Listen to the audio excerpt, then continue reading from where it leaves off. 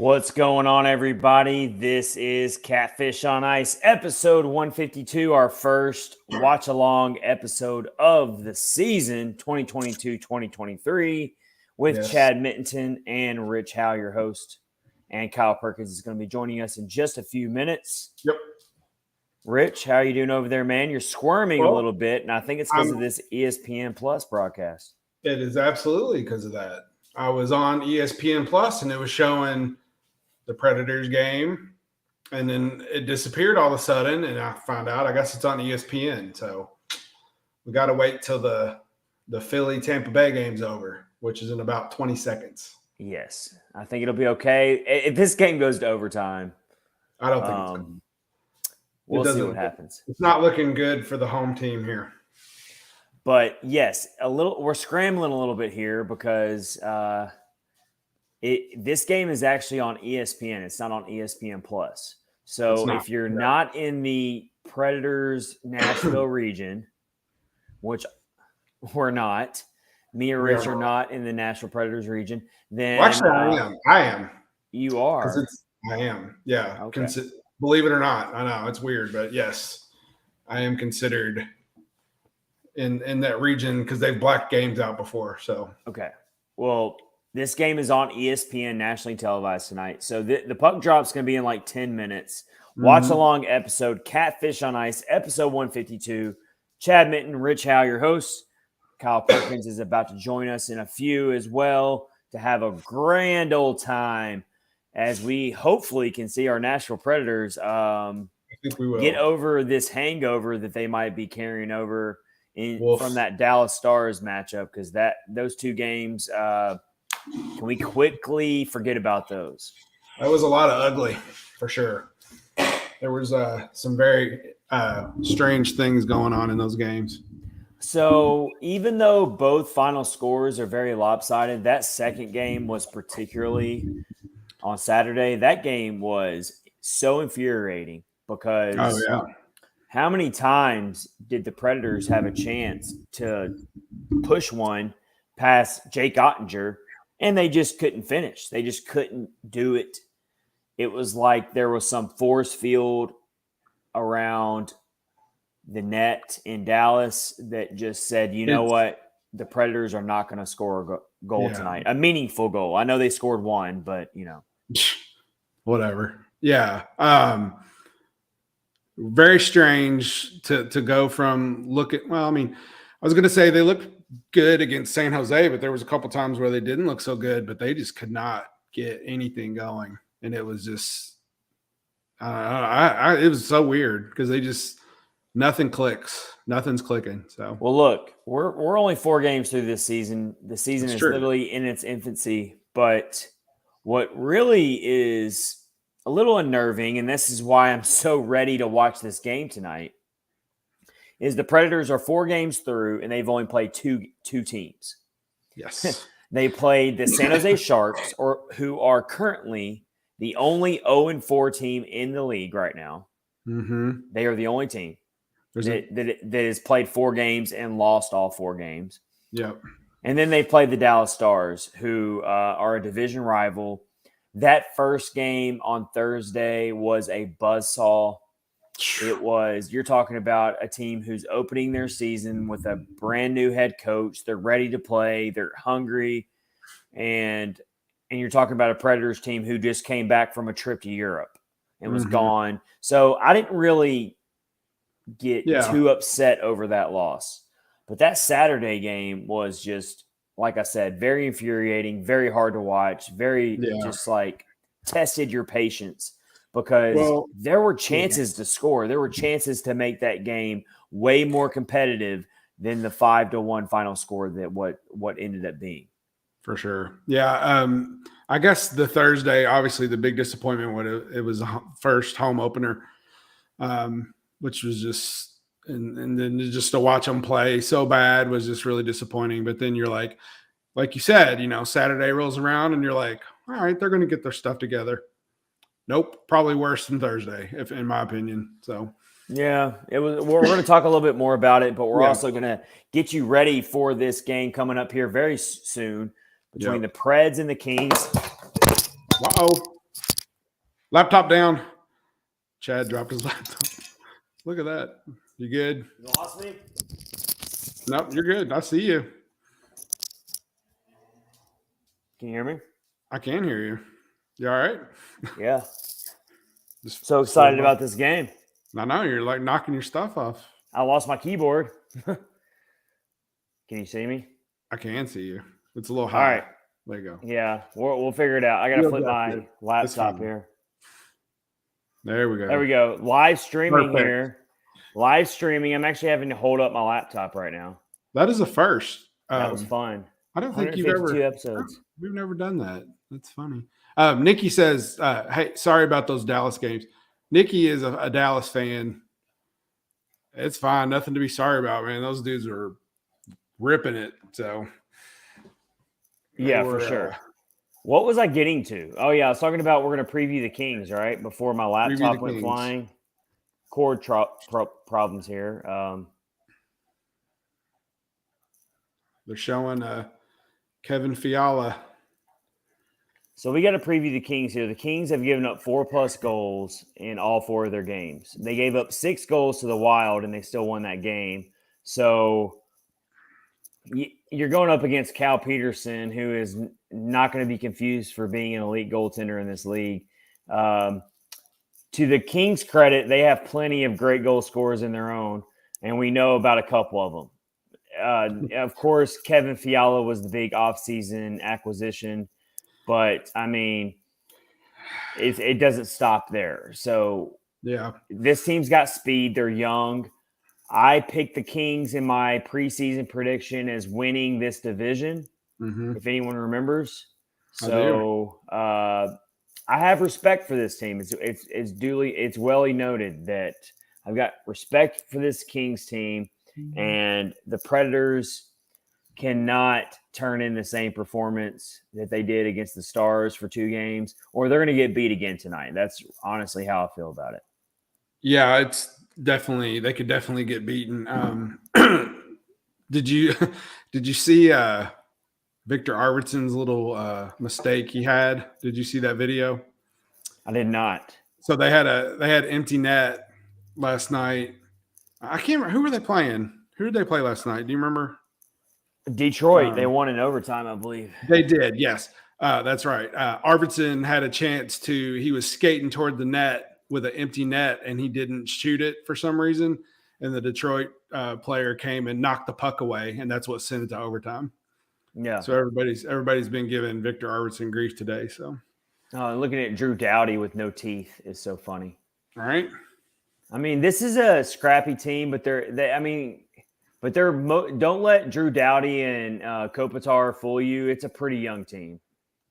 Yes. And you know, Jonathan Quick's not in net, but he is also one of their veterans. But for the most part, it is a really young team.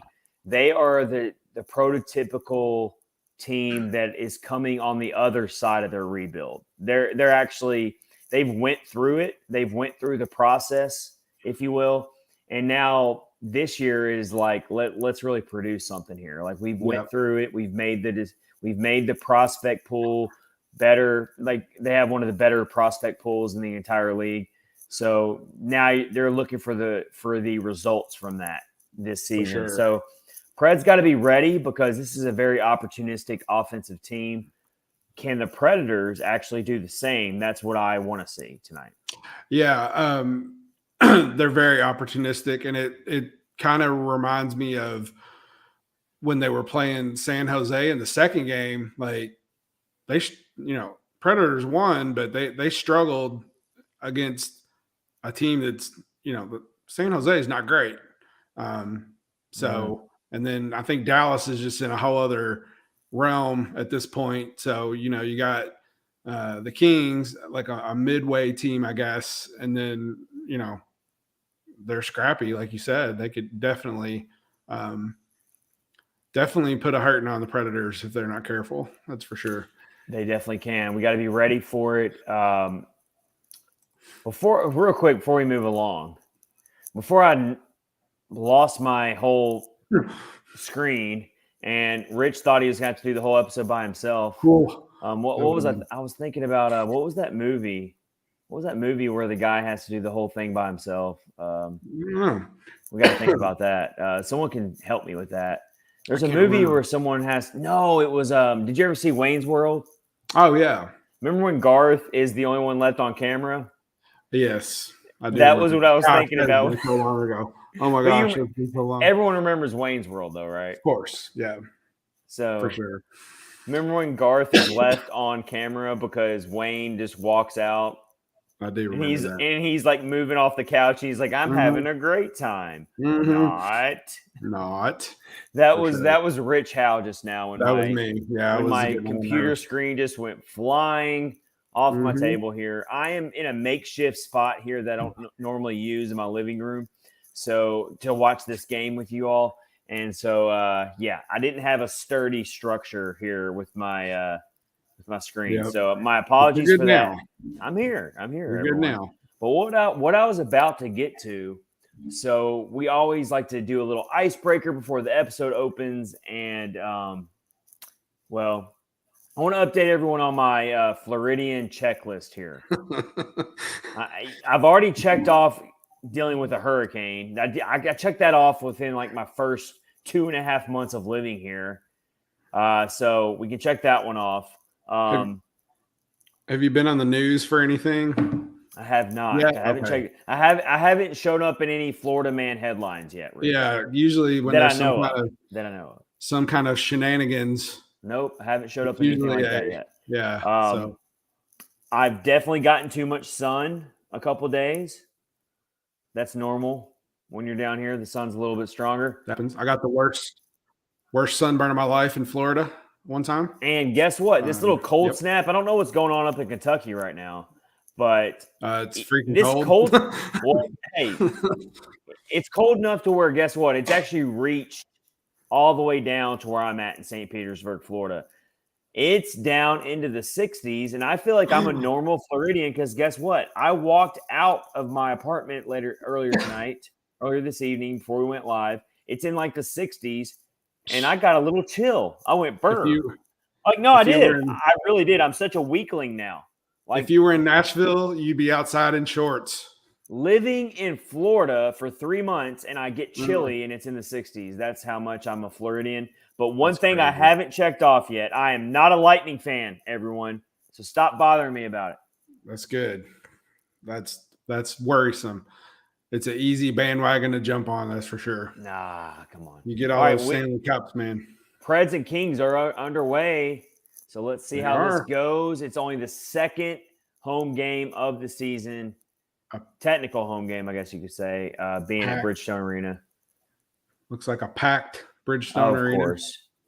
As usual. And so this is a really, really big game. UC Saros is in net as we would expect. No major injuries that I know of anyway for this game. So no.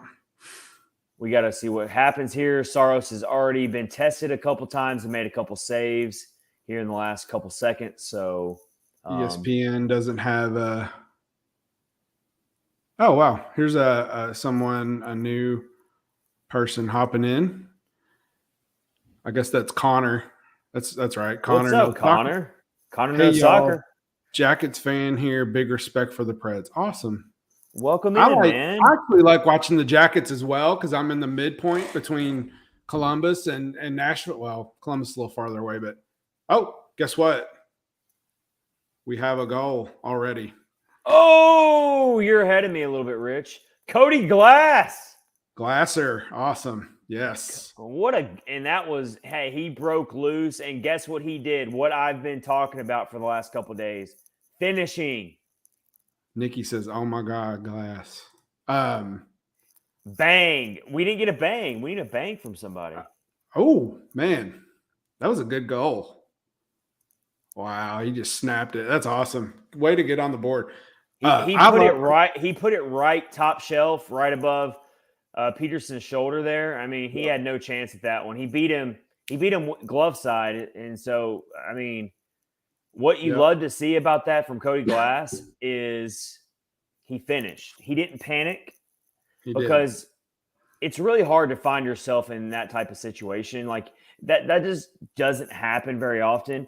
But guess what? We already brought this up right before this game got underway here. The Kings give up a lot of goals, at least through their first 4 games they have. Right. 4+ goals given up in each of their first 4 games. And they've already given up a goal within the first 2 minutes of regulation tonight.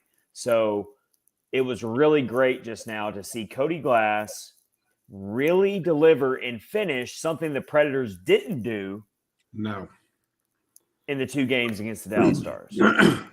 So there was a scuffle already too. It's like Tanner Janot and what's that guy's name? Is it Brandon Lemieux? Lemieux, yeah. Isn't he the one that bit? He's got a great last name. He's got a great last name. I mean, hockey royalty here. For sure. Connor said Jackets got their first win tonight versus Vancouver. We got you guys on Thursday in Columbus. Yeah. Oh, yeah. That's whenever the Preds play Columbus, Connor, thank you so much for commenting on the live stream. We really appreciate you a lot. Preds and Columbus Blue Jackets. I mean, you never know what to expect from that matchup. Even though the Preds have historically dominated that matchup, one thing I will say is that's kind of skewed a little bit because in the early days when Columbus was in the same division as the Predators were very much an established team at that point, whereas the Blue Jackets were very much a newer team in this league. So for sure, it's a little bit skewed. It's always a really close matchup. It's always a hard matchup to predict because the 2 teams don't play each other very often. So it should be a really fun game to watch on Thursday. Yeah, for sure. Thank you so much, Connor, for jumping in. Yes. CJ is in here. Our buddy CJ. We've known What's forever. up, CJ? Snarky CJ. I love that name. He says Brandon Lemieux is a bum. Oh. All name, no game. AHL bound. Wow. Bringing the heat. Yeah. CJ over here. Connor says, I feel like Nashville and Columbus get a little heated every time we play. Yeah, they do a little bit. That's for sure as well. It'd be a hard rivalry to make up just because they don't play each other very often. But geographically speaking, definitely could be. You're talking about 2 teams who don't get a lot of national respect among hockey circles. They're kind of small. They're some of the smallest hockey markets, So I could see that. Like I said, I appreciate the Blue Jackets. Anytime I see the Blue Jackets going up against any of the Blue Bloods in the playoffs, I'm always pulling for the Blue Jackets.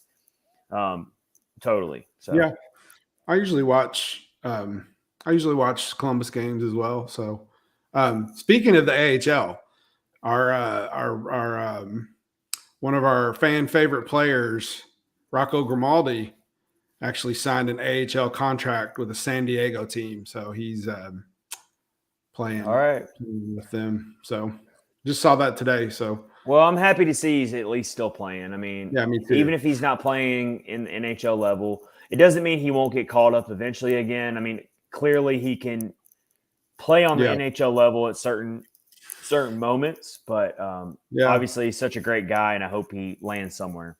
For sure. So the Preds are buzzing tonight. They have a lot more energy. We're only 3.5 minutes into regulation, so let's not get too ahead of ourselves here, but they do have a lot more energy. It's very, very the contrast between playing against the Stars and the Kings tonight, defensively speaking, is just like night and day. I mean, there's way more ice to operate with. I mean, we're gonna get into it a little bit as we watch this game. What went wrong against the Dallas Stars? Because I've kind of combed through a lot of the numbers and looked at it and figured out. And you're talking about 2 different games, even though the scores were similar. 2 very different games, Rich. Yeah, for sure. The second one, man, was just brutal to watch. I don't know how you felt about it, but I mean, they're both brutal, but the second one was just nothing was clicking. Well, the second game was brutal to watch because they did have scoring chances. They actually had more high danger chances than the Stars. They had more expected goals slightly than the Stars. Like they had chances they didn't finish. It's like there were just these moments where it just didn't happen for them, whether it was Jake Ottinger making a really great timely save, or whether it was just the passing was off, or whether the shot was off, whatever it was. In that second game against Dallas, they could not bury the puck and finish it. Got a 2-on-1 here. Oh, 2-on-1 breakaway, and I got to see which player that was that spilled into the boards, but that's not a hit you want to – that's not a collision you want to see for any of your players. And I hope whoever that was, I mean, they're playing on, and whoever that – I want to see a replay on that. Did you see that, Rich? I did, but I didn't see who it was.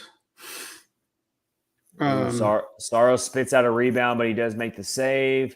So this game is very much back and forth. This game is so much different than what we saw, at least early on against Dallas. There's way more open ice to operate. It's more end-to-end action right now. I'm telling you, I think what you said at the beginning about Dallas being – they're hyped up and ready to go, it feels like. Well, they're 3-0. They beat the Jets 4-1 last night. Yeah, so they're definitely on a heater. But I just think it's a new era starting in Dallas, it feels like. And I don't know. I don't think it's that the Predators overlooked them. Maybe they were expecting the same kind of stuff from as past games or whatever, but like Dallas was all over them. No, I don't think it was. I definitely don't think they overlooked Dallas. Overlooked's probably a bad. I think they got. I think the first game they got completely outplayed, and it's going to happen. It's going to happen, and that was a really bad setup there. I mean, you were just kind of destined to fail a little bit in that whole. The second game was one of those games where the Predators, like I said, they had chances, they had opportunities. And the Stars, they finished their opportunities, whereas the Predators didn't. It wasn't UC Saros' best game to write home about. I'm going to go ahead and say it right now. He's had 2 straight starts now where he's had a negative expected goals saved. So he has not been perfect through all this either. And I know we never like to blame Saros, but he has let some uncharacteristic goals get by him as well. Yeah. It felt like in the first game that it was more not his fault, but the second game for sure he let some go. So it's a shared blame here. And you go up against a really good division rival, and it humbles you a little bit. Is really what I take from it. And you would rather get this out of your system in game 3 and 4 of an 82 game season. You'd rather get it out of your system now. Yeah. And kind of work your way out of it than for something like that to come up in April when you're pushing for the playoffs. Yeah. Somebody on Twitter brought up a really good point. It looked like the Predators, they would, finally, like they had struggling to get into the zone. Once they got into the zone, they would take a shot and that would be it. There was no rebounds. There was no getting the puck back. And then it just created the odd man rush. And it seemed like that just happened all the time. And it just like, they never did anything to try to stop it. So it was really strange. To watch. So like the second game against Dallas on Saturday, as we keep alluding to, the Predators had chances to win this game. And according to moneypuck.com, they do their deserve to win-o-meter every game. I love it. It's like they rate everything. They do like 1,000 game simulations based on all their analytics to decide who deserved to win the game. And so if you're a nerd, then you just love this kind of stuff. And in that second game on Saturday against Dallas, the Predators had a 57% deserve to win rating. So they deserved to win that game according to Money Puck. And it just didn't happen for them. I mean, it's just one of those things. You're going to lose games like that. Hockey is like that. So you got to shrug it off, and that's why tonight's game against the Kings, which they're up 1-0, Cody Glass gets this early goal to get them to play with the lead, so that's huge. That's awesome. It's great. We've had so much fun and pleasure watching Cody Glass really develop back last season in the AHL and break out, and then go through this journey that he's gone through, and then he tallies a goal tonight, and you see the joy on his face. We all saw the video when David Poyle and John Hines revealed to him on Behind the Glass that he was going to be on the roster and go overseas to Europe to be on the NHL roster. We saw all that. It's awesome. So to see him score a goal tonight, it's just like it really puts everything into place here. But the Kings already have 7 shots on goal now through the first 9 minutes. That's not a great trend. No, the Predators only have 2. We got to tighten up a little bit here. Yeah, but they came out hot. And now they're letting shots.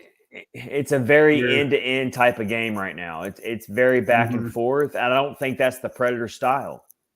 No, you love playing with the lead and everything, but this is not their style necessarily. This is not the type of style of game you want to really get into if you're the Nashville Predators. I just don't.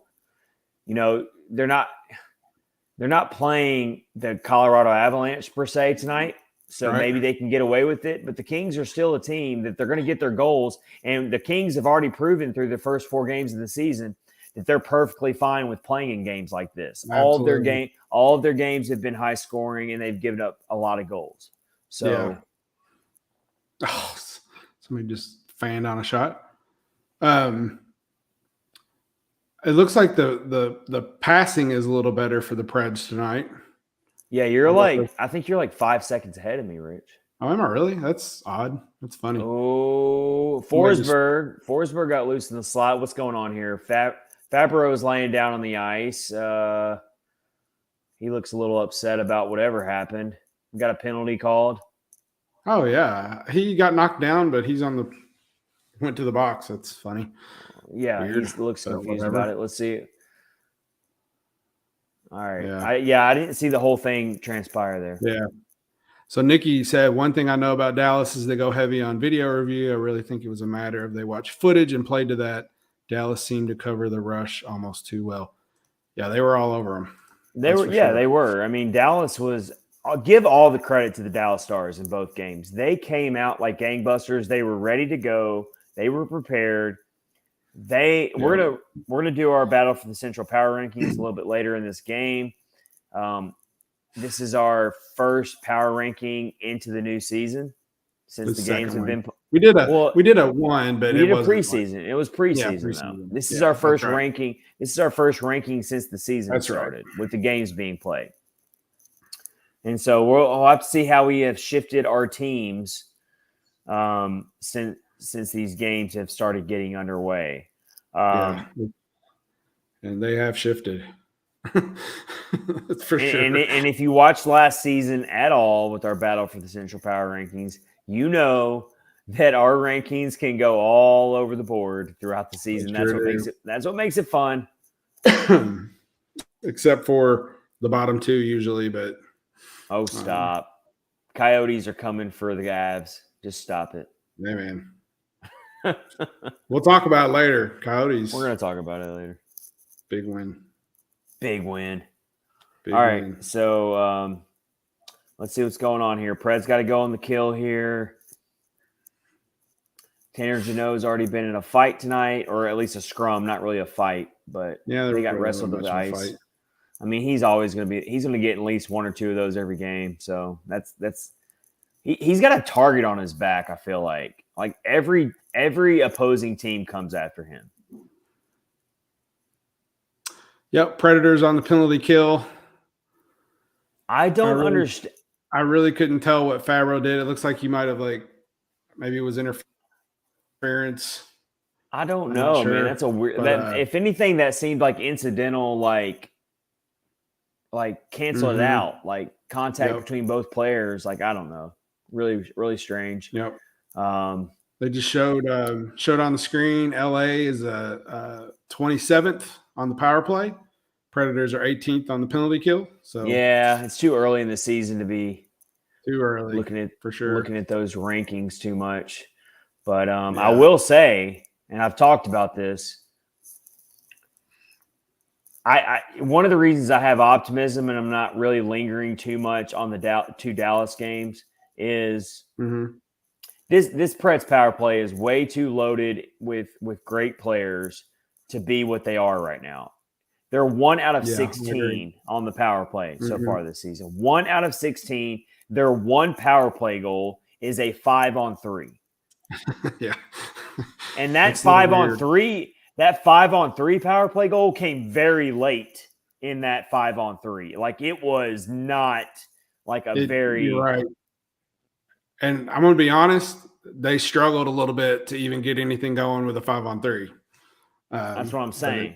finally paid But off. Yeah, they for got sure. one through, yeah. But I mean, it was like working through quicksand even at 5-on-3 just to score. Yeah. So I gotta think they're gonna eventually correct those issues and figure that out.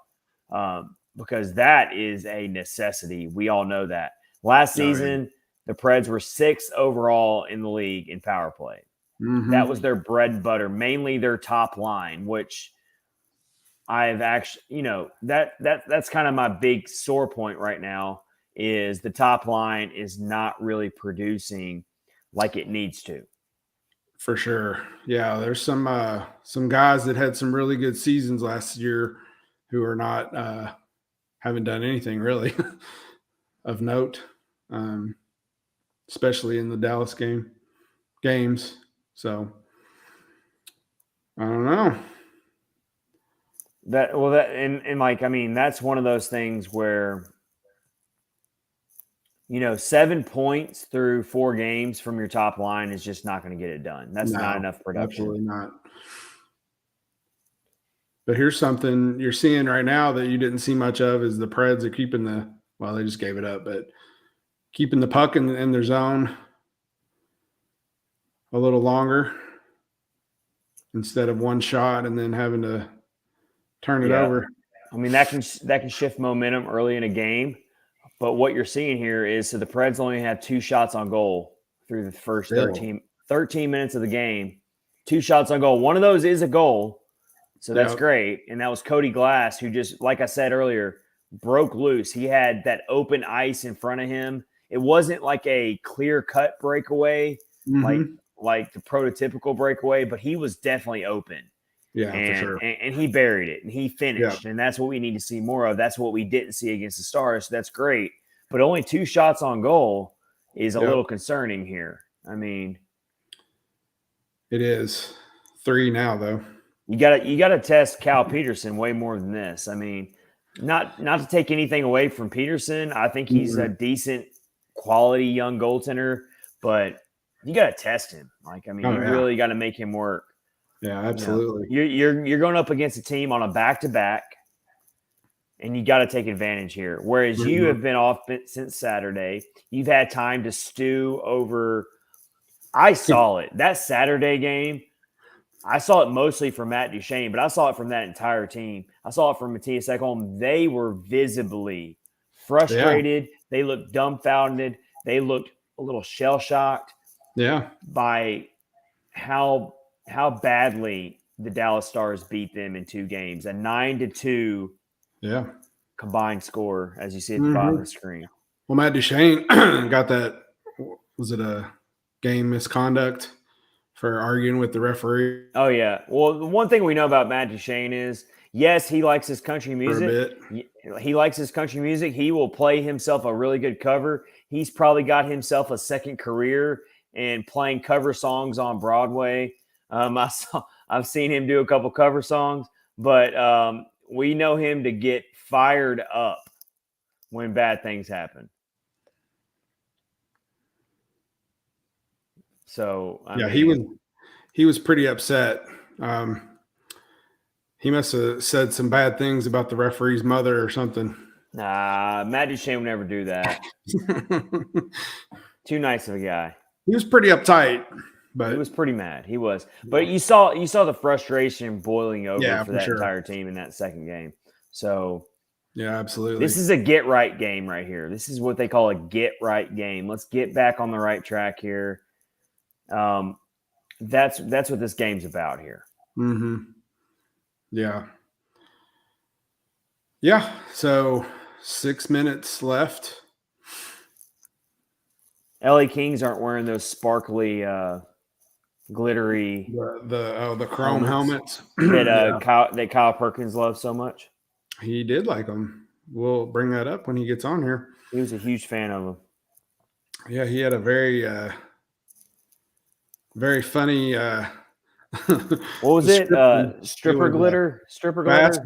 Bass boat stripper glitter. Yeah, we tried to get it trending on Twitter, but I don't think it caught on. So funny. We tried our best.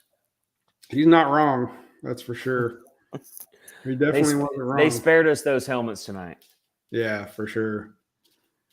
Yeah, all right. Looks like things are going a little bit better. It's good to see. It's really good to see, even though I don't like all the shots on goal given up to the Kings early on here. It's good to see Saros settling in. He's made some really good saves. Mm-hmm. He doesn't look too shook up here because he's had a couple of really bad games in a row. Even though his team in front of him didn't play great either, he definitely wasn't his top form. I'm going to go ahead and say it. Yeah, no. Yeah, he did look a little rattled. But, I mean, he's been in position tonight. He just made another good one where he snugged right up against the crossbar and basically gave the Kings player nowhere to shoot. Nikki said the Preds need a blue sapphire sparkle helmet. We'll have to wait. We'll have to wait and see if that's in the reverse retro. Don't even speak it into existence. I don't like, even though we're up 1-0, I really don't like the way this game's trending, though. I really don't. I mean, the Kings are putting all the pressure on the Preds defensively. Mm-hmm. It's like the Preds are back on their heels right now, and it's just like it feels like the Predators are just trying to protect a 1-goal lead and just be like they're just on like the defensive right now. They're not getting any really good chances at all. They're not really setting up any sustained pressure here. You're seeing Zach Sanford back in the lineup again. Yeah, I know. He made his season debut in the fourth game in Dallas, and he's back in the lineup again tonight. So, I was kind of beating the drum a little bit on Zach Sanford. I was excited about him being added to the team over the offseason. So I want to see if he can do a little bit more tonight. I know he's a fourth liner, so can't expect too much. But I know they had Kiefer Sherwood in for a little bit, and I guess that wore off. The new wore off. Yeah, he's not in tonight. Yeah, you got your scratches tonight. Your scratches from the lineup tonight are Kiefer Sherwood, Michael McCarron, and Mark Borowiecki. So you're going to keep seeing the alternation between Mark Borowiecki and Jeremy Lauzon. Jeremy Lauzon gets the nod tonight.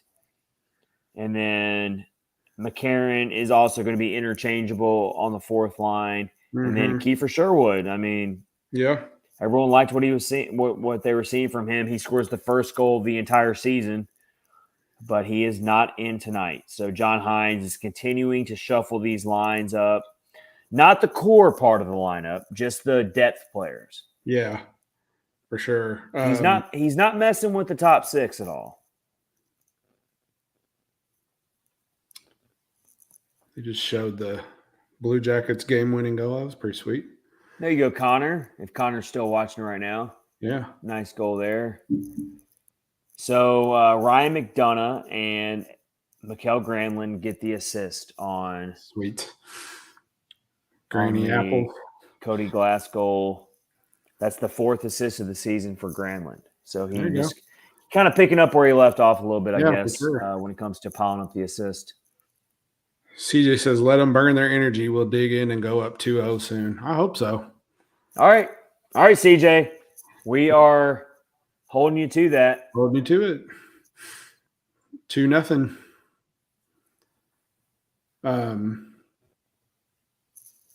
Oh, somebody broke their stick. There's just too much open ice right now, though. Yeah, that's what's freaking me out. That's what's freaking me out. Like, there's no resistance. Like, the Kings are just kind of like it's not quite on the level of when you're playing the Avalanche when they're just like pouncing in on you, but it seems similar, Yep. Colton Sissons almost got him. That was a really slick backhand feed from Forsberg, though. That was he found Sissons in the slot there. That was pretty. That was All nice. right. So we got a little zone time here. I can't figure out. Yep. We got a delayed penalty. All right. Preds to the power play. Let's see if we There can you go. fix this. CJ says he's calling it. Forsberg is going to score. All right. Let's see if CJ is Nostradamus here tonight.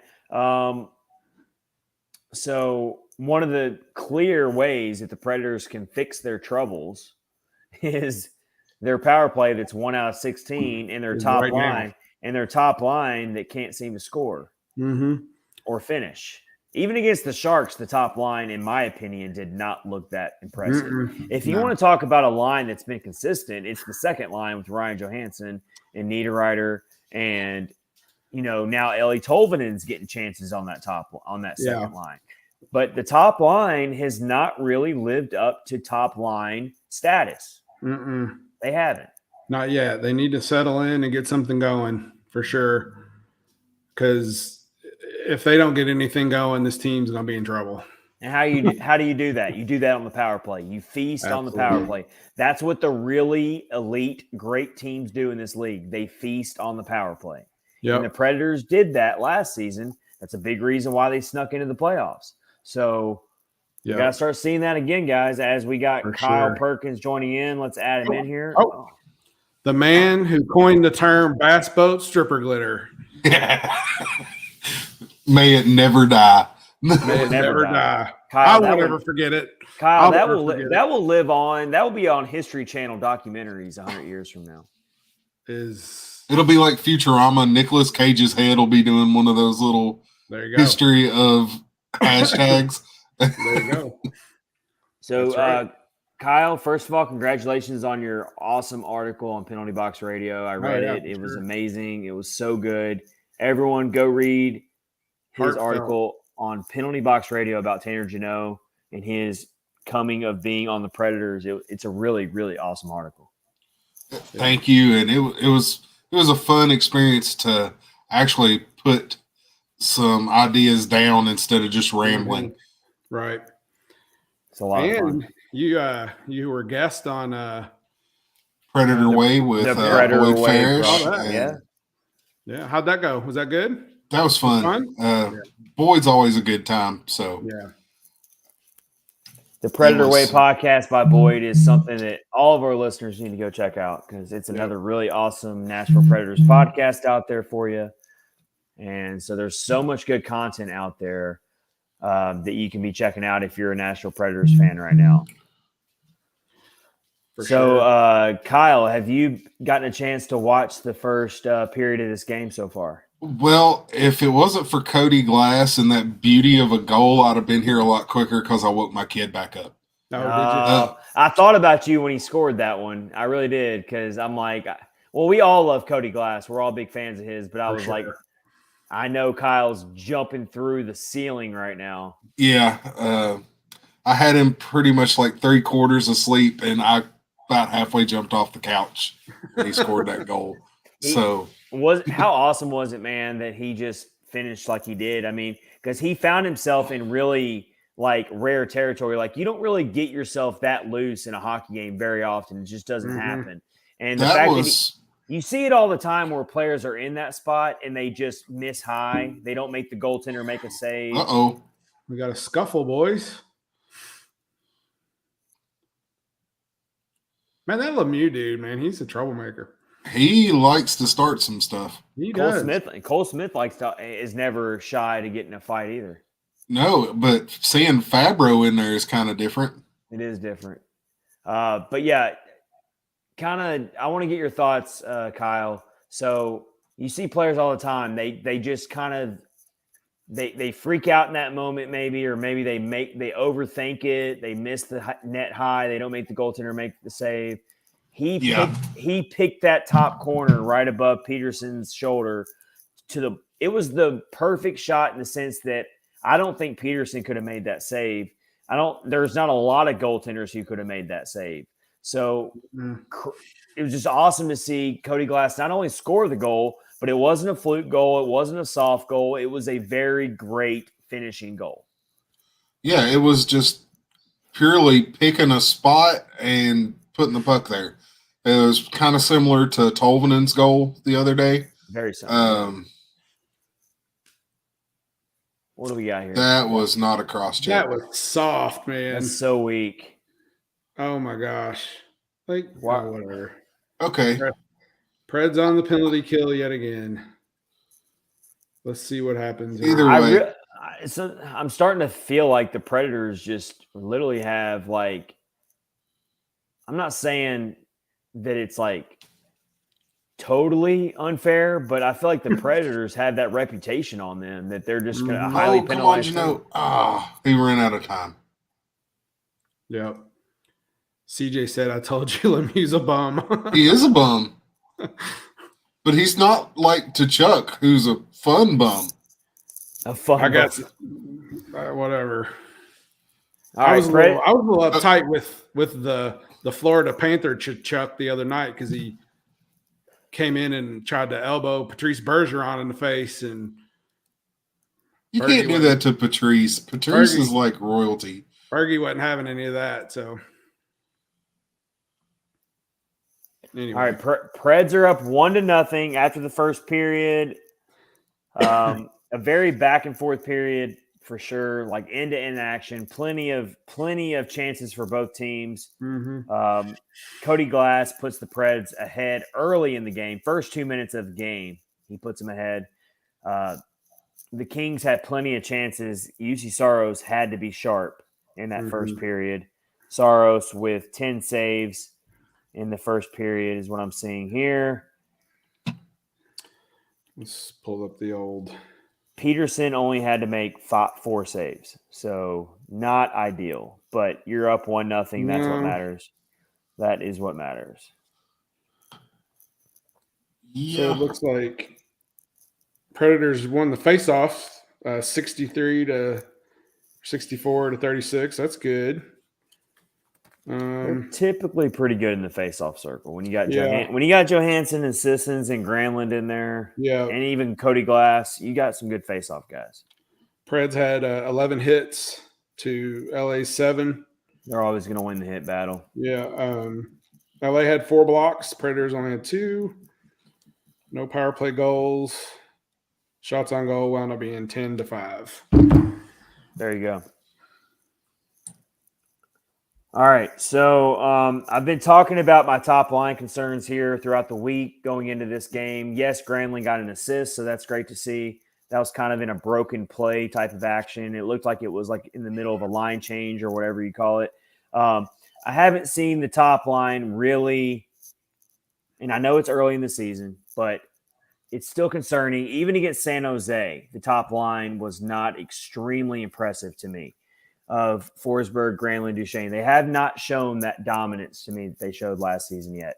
And that's obviously got to change. Obviously, that starts on the power play. When you're 1 out of 16 on the power play, you start there. And your 1 power play goal is a 5-on-3 as that 5-on-3 was expiring. It leaves a lot to be desired. I think they're obviously going to snap out of it. I refuse to believe that they're going to go from being so dominant last year to not being anything this year. But it's been a little underwhelming. What do you guys think? Let's get with Kyle here first. So, last year it was the second power play that was just whenever the first unit's off, there's no hope. This year it's kind of swapped up. The second power play has arguably looked more dangerous than the first with Niederreiter and that crew, Niederreiter and Glass. I don't know what's going on with the stars of the team, but something is not clicking, and it's like having this finely tuned machine, and it is 3 degrees out of time. There you go. That's what I was going to say. The timing's off. It's minute. It is a frog's hair, as the old timers would say. It's man, we're pulling all the stops out tonight. Frog hair, timing, setting the timing. I mean, that's just people don't even know what that is anymore. But that's good. So didn't mean to interrupt. You're right, but it's just they're off by just the slightest bit, and it makes it look terrible. Yeah. They're not terrible. Everybody knows they're not terrible. But just looking at it from the outside, if you're from NHL Network or ESPN and you're watching this power play, it's like, good Lord, what a mess. But it's really just a half second, a quarter second off from being great again. They just have to I don't know what they need to do to settle back into it, but they need to figure it out pretty soon. Yeah. Yeah.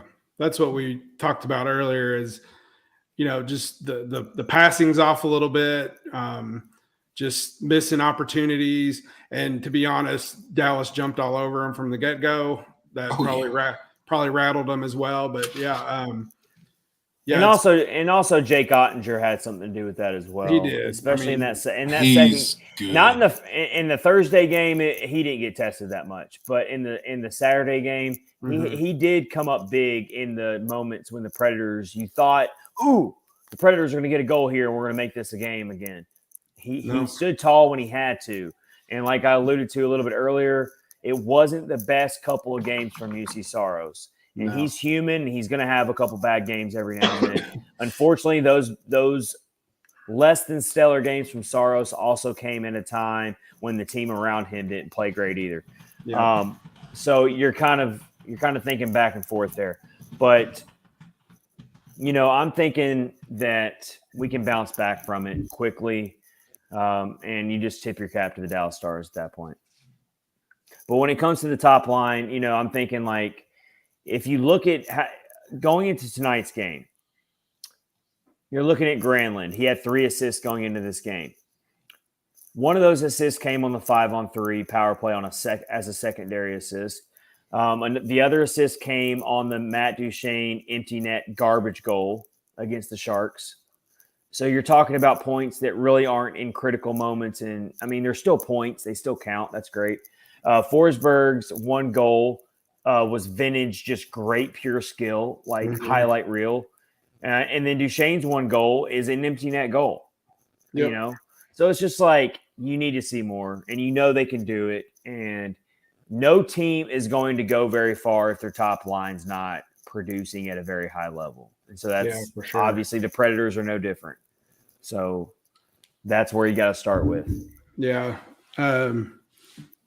Duchene and Forsberg, they both have 2 points through 4 games. So, yeah, that's just not – need to get that clicking, man. Let's go to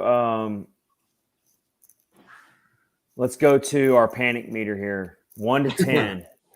1 to 10. Where's the panic meter? I know that's funny to ask, but all you gotta do is get on Preds social media, whether it's Twitter or Facebook, and you would think that we need to sell the team off at this point. It's so bad. Facebook's worse, but yes. But no, I've seen it. It's on Twitter too. It's on Twitter. We love Landry. I love Landry. But Landry and his beautiful dogs, man, they already are like, let's fire Hines. Let's fire. But to his point, he's never changed from that stance. So he stays consistent. So he actually said he's gonna talk about it even more this season. And I'm like, how could you do any more? Because like last season, you were like, chuck the whole thing. He's always been consistent. And as long as you're consistent, I'm cool with it. I'll tell you my panic meter. It's at a 3. 1 to 10. I'm at a 3. It hasn't changed, and the big reason being, as much as it stung to lose twice to the Stars that way, I mean, that wasn't fun at all.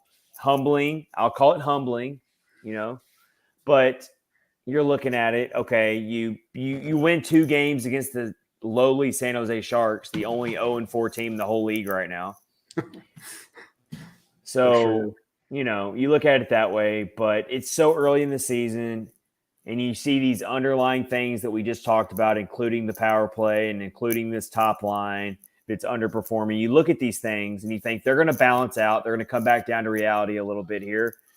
They're going to come back to the average, and the Predators will be fine after that. So I'm at a 3 out of 10. I'm not freaking out at all. I think 3 is a good number. if you look around, look at the record in some of the other divisions, some of the teams that get talked about a lot are kind of in the same boat. Washington Capitals, they're 2-2. Toronto Maple Leafs, everybody loves to talk about the Maple Leafs. Oh my God! They lost to God! the Coyotes. They're 2-2. One of those at the hands of the stat about the Coyotes at Toronto blows about 20 years, and they have never not gotten a point off of Toronto at Toronto. That's never insane. would have even. Hey, they also lost to the Canadians to open the season. So but the Canadians are a little bit sneaky this year. They might be a little sneaky, but preseason-wise, they were expected to be a bottom dweller type of team as well. I'm just saying. Yeah. They've lost to two teams that don't have very high expectations. But the Canadians could be a surprise. They could be. They got some exciting young players that could make things happen. But either way, both their losses have come against, teams they should probably beat. San Jose is actually 0-5 right now. They lost tonight. Okay, they've already played 5 games. Oh, yep. That's so crazy because the St. Louis Blues have only played 1 game. I don't know if you guys noticed that. Yeah, it's crazy. But, like you talk about the panic meter, you get on social media and everybody's just freaking out. And, it's way, way too early to be even considering talking about stuff like that. I mean, it's a little concerning. But we're talking about it. We are talking about it. And because I brought it up. It's a little concerning because you see the way they played, and there's been some things that don't look good. But, I mean, they'll figure it out. And if they don't figure it out, it's going to be a rough season. But too early to talk about firing anybody for sure. I like how casual you are, Rich. You're like, okay, we're like if they start losing, it's going to be a rough season. It will be. But when they do, and we'll be here for you. And when they start losing, that's when the memes get good. Season, then that's when we're going to start panicking. Memes get really good. Then my tone will change for sure. No, when they start losing is when we start beating the drum to call up Parsonen and Afanasiev. Right. And here's a perfect example. They're showing another game right now. Buffalo's beating Edmonton pretty handily. 3-1. So I feel like Edmonton is one of those teams that always squirms their way into a win, though. Like even when they're like I don't have it on paper, but I can remember plenty of times where I'm watching the Oilers and they're losing. I think it's happened this season. They were losing to what team were they losing to? God, let me pull up their schedule. It happened this season. They were down like 3 goals or something crazy, and they came back and just marched their way to a win. I'm going to pull it up right now. It's escaping me who they was. But the Flyers beat the Lightning. I mean, too early to be freaking out. It was the Canucks game. Yeah. Oh, yeah. Well, the NHL app's crashing on me, of course. It's been crashing all day. But, yeah, it was the Canucks game. They were down 3-1 in that game, if I remember correctly. And then Connor McDavid just takes over the game and scores a hat trick. And I remember thinking at the time how funny it was because before that game happened, we were making jokes about how Niederreiter was leading the league in goals. And the Oilers hadn't even played a game yet. And Kyle was like, well, McJesus is going to score 6 in his first game. And he didn't score 6, but he did score a hat trick. So he did. But that's the thing about the Kings. Or the Oilers. I just feel like they always just figure out a way to come back and win. Yeah, for sure. It's weird. It's very weird. Canucks are 0-3-1 though. That's kind of ugly start for them. The wrong side of history. And they set a record. Oh, go ahead. The Canucks set a record for being the only team to ever have a multi-goal lead and lose 4 games. Yeah. Wow. In a row. No other team has ever done that. That is pretty. So it could always be worse, Preds fans. It could be worse for sure. Because that is pretty bad to blow 4 games in a row to open a season where you had a multi-goal lead. That is like, you can't even how does that even happen? Like you couldn't even do that that has to be something that just happens by accident. Like, you know what I mean? Sure. Like it's such a weird stat. Like, can't even try to do that and make it happen. Then the Bruins got handed their first loss of the season to the Ottawa Senators, a score of 7-5. It's like there wasn't even a goaltender on either end. They just kept scoring and scoring. Who's in net for the Bees? It was Swayman. Really? Yep. Mm-hmm. There's another really good game tonight. Golden Knights and Flames. Golden Knights are undefeated this season. The Flames that game the Flames won against the Avalanche was a huge win for them. I didn't get to watch it, but that is a big win. They came back and beat the Avalanche. They were losing that game. Yeah. So that's a pretty big matchup. Golden Knights are up 2-1 in that game. Devils beat the Ducks. Senators beat the Bruins. Blue Jackets beat the Canucks. Flyers beat the Lightning. How about the Lightning starting the season 1-3? The mighty Lightning. I think there's chinks in the armor finally. They are not what they have been. No. And Vasilevsky showed he's human tonight because one of the goals he gave up, yes, he was a little screened, but if you want to be called the best, unequivocal, best goaltender in the world, I thought he was a little out of position. But Carter Hart in that game, he looked good. Dude, he showed out, man. Because it wasn't like the Lightning weren't getting chances. It was just Carter Hart did what he had to do. So the Flyers and John Tortorella are the Flyers undefeated? I'm pretty sure they are. No, I think they lost one. I don't remember. See if I can find it real quick. No, they're 3. They have not. They are. 3-0. They're 3 now. Yeah. And here I was giving the Preds an easy out on that game. It's not looking that way anymore. So Torts has got them boys playing. So let's look at that. Let's do an early look at that division there. The Metropolitan Division is now the Carolina Hurricanes, the Philadelphia Flyers, the New York Rangers, the Pittsburgh Penguins, and the Washington Capitals. That's your top 5 teams. If you're looking at preseason, if you're just looking at these teams right now, throw in the New York Islanders or kind of a wild card. A lot of people think the New Jersey Devils can be a little bit better. The Metropolitan Division, early look at all the divisions, all 4 divisions. That Metropolitan Division might be the most stacked top to bottom division. Yeah, I agree with that for sure. Especially if the Flyers come out of nowhere with John Tortorella out there getting them fired up. Yeah. Then you look at the Atlantic, Tampa Bay sitting at the bottom. That's insane. You love to say that. You just wanted to say it. I was going to say you're over there smirking. When you were talking about it, when they had to pulled Vasilevsky for the empty net, like he probably didn't know what to do. He's probably like, "What do you want me to do? I never have to do this. What do you mean come out? I don't have to come out." He's all freaking out. Yeah, they're having to play from a position they're not used to having to play from. Yeah. I know they lost McDonough. Who else did they lose over the last offseason? Andre Palat. Lost Palat. Palat was the big one. Can't remember who else. Andre Palat's their big one. Yeah. Palat and McDonough. They've got their core. They got most of their core back if you take out McDonough. Stamkos, Kucherov, they're all still there. Braden Point's still there. Victor Hedman's still there. They've still got their goaltender, Vasilevsky. It's not like they just got completely decimated, but they did lose. I mean, you got to be cap compliant in this age, and you can only ride it for so long. And so, but they're still a better team than what they've shown through the first 4 games. So you got to think they're going to correct some of these things. But either way, tough start for them. Absolutely. So we're let's see. The second period is about to start here. Between the Preds and the Kings, 1-0 score here. Preds are winning. We gotta show a little bit more defensive resistance here, though, because I feel like the Kings had way too much open ice to operate in and get some really good looks on Saros.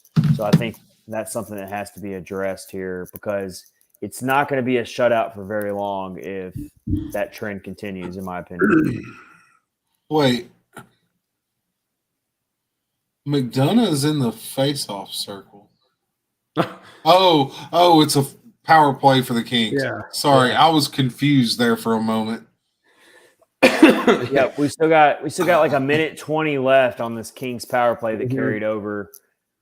So that was the really weak call that I think they put on Cole Smith. Right? Smith, yeah. It was like a cross-checking. It was the weakest cross. Yossi got cross-checked in the face earlier in the game. I don't want to hear it. Yeah. He also got blatantly tripped in that Dallas game. Nobody called that either. So what? Sorry to change subjects, but Kuznetsov, the penalty that he got suspended for. What y'all think about that? Him only getting the game. He like baseball swung his stick at that dude's face. Yes, that's bad. Like that's a huge no-no. So yeah, one game seems a little soft because there's like when you do something like that. Oh, Saros just stole one. There's no consistency when it comes to some of these calls they make. Man. Oh, nice job. Jano almost had one. Oh, that's great. That's great. Ooh. Did you see the stop UC Saros just made and the stare down of Drew Doughty? I think we're all we did. I think so. All right, so we figured out who's where on the stream. Rich is ahead of me and Kyle. I am slightly ahead of Kyle, and Kyle's in the back end. Yeah. This is what's so fun about these streams is these watch-alongs that we do is none of us are. We're not all sitting in the same room watching the same game right now. But yes, we did see it. That was a really good save here. I don't want to jinx it though because Saros is under some fire right now. He is. I never want to do the proverbial goalie jinx here, but he does look really sharp up to this point. I really like the play that Fabro just did, getting down like on all fours and covering that net side to prevent, because it looked like it was going to bounce back in because UC was on the other side and there was a rebound and it looked like it was bouncing in and he just got down in front of it. Come on, boys. As the score would indicate right now, moneypuck.com has this game extremely close when it comes to expected goals for and when it comes to chances. So it's a very, very tightly contested game so far through. We got 18 minutes left in the second period. Nikki said she figured out her feed's the quickest, so I'm going to not be a spoiler. No, we want you to. If they score. All right, Nikki, if you see a Preds goal before we do, then you need to type in huge letters "bang" on the stream because that's what we do here. That's what we want to see. And hey, don't tease us though. Don't put it up there if it didn't happen. Yeah, for sure. That'd be cruel. That'd be disappointing. Lord. So what happened here? What happened here? Why are the Kings on another? Did we just miss something? Oh, what the heck? I saw. I don't even. Roman Yossi got called for a hook, and it wasn't even his stick that was on the guy. It was a stick that was loose. So Yossi's actually talking to the guy in the penalty box with the headset, and the guy, I read his lips. The guy in the suit says, "I didn't see it. I don't know." That's what I was getting ready to say. He's an NHL official. It was Forsberg's stick that was laying on top of Yossi's hands. Hey, I guess it's so the Kings even are already if you hook your own player, you get called. Kings are already 0 for 2 on the power play tonight, but I mean, this is getting ridiculous here.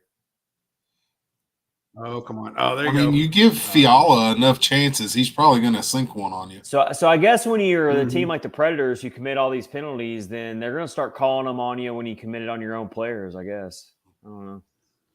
They're showing the stat, 61 major penalties. We're very aware. We're very aware. Almost 13 minutes per game, most in the NHL. Most penalty minutes, most in the NHL. Most major penalties, most in the NHL. See, I'm okay with the majors. I'm perfectly okay with the majors. Those cancel each other out. Yeah. Oh, we got another penalty. What's going on now? Oh, my gosh. Oh, it's a 5-on-3. Oh, my All gosh. Right. A trip. Yeah. On Jeremy Lazan. I got to see this replay, though. Come on, Lasagna. So That's clearly a penalty, though. That's on Lazan. What was he doing with his stick there? I think he didn't have his stick under control. And these are the things I was worried about Jeremy Lazan. I like a lot of the things he brings to the team as a third pairing defenseman, but those careless penalties like that's what we call careless right there. That is careless. So y'all want to hear an interesting stat? Yes. So I do. The head referee of this game tonight, every game he has refereed for the LA Kings, they have won. Oh my gosh, don't tell me that stuff. Every game he has refereed for the Nashville Predators, they have lost. Okay. Hey, Kyle. Yes. Do you want to now talk about the JFK conspiracy as well? If you want to, we can go there. Let's talk about the grassy knoll. The CIA killed JFK. That is really interesting, though. That doesn't make me feel any better about this game at all. I want to talk about the moon landing. If y'all want to talk about that. Oh, okay.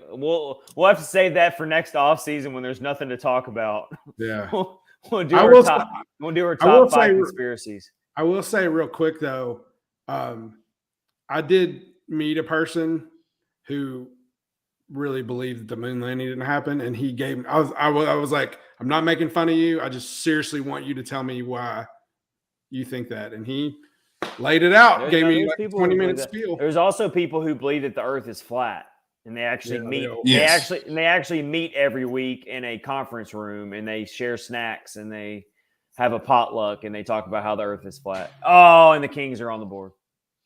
Do they eat flatbread pizzas? Probably. I mean, Nikki said no. I mean, not bang. Yes, not bang. That's for sure.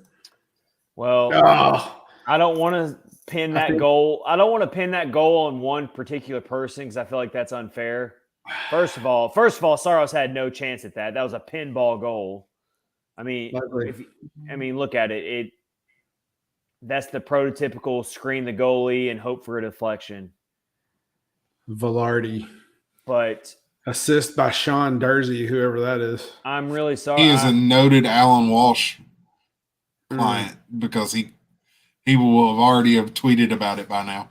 But I'm telling you right now, if I can pin that on one person, it's Jeremy Lazan, because you can't put your team in that type of situation. Nope. You can kill the 5-on-4. You've shown you can do that tonight. You already killed the first 2.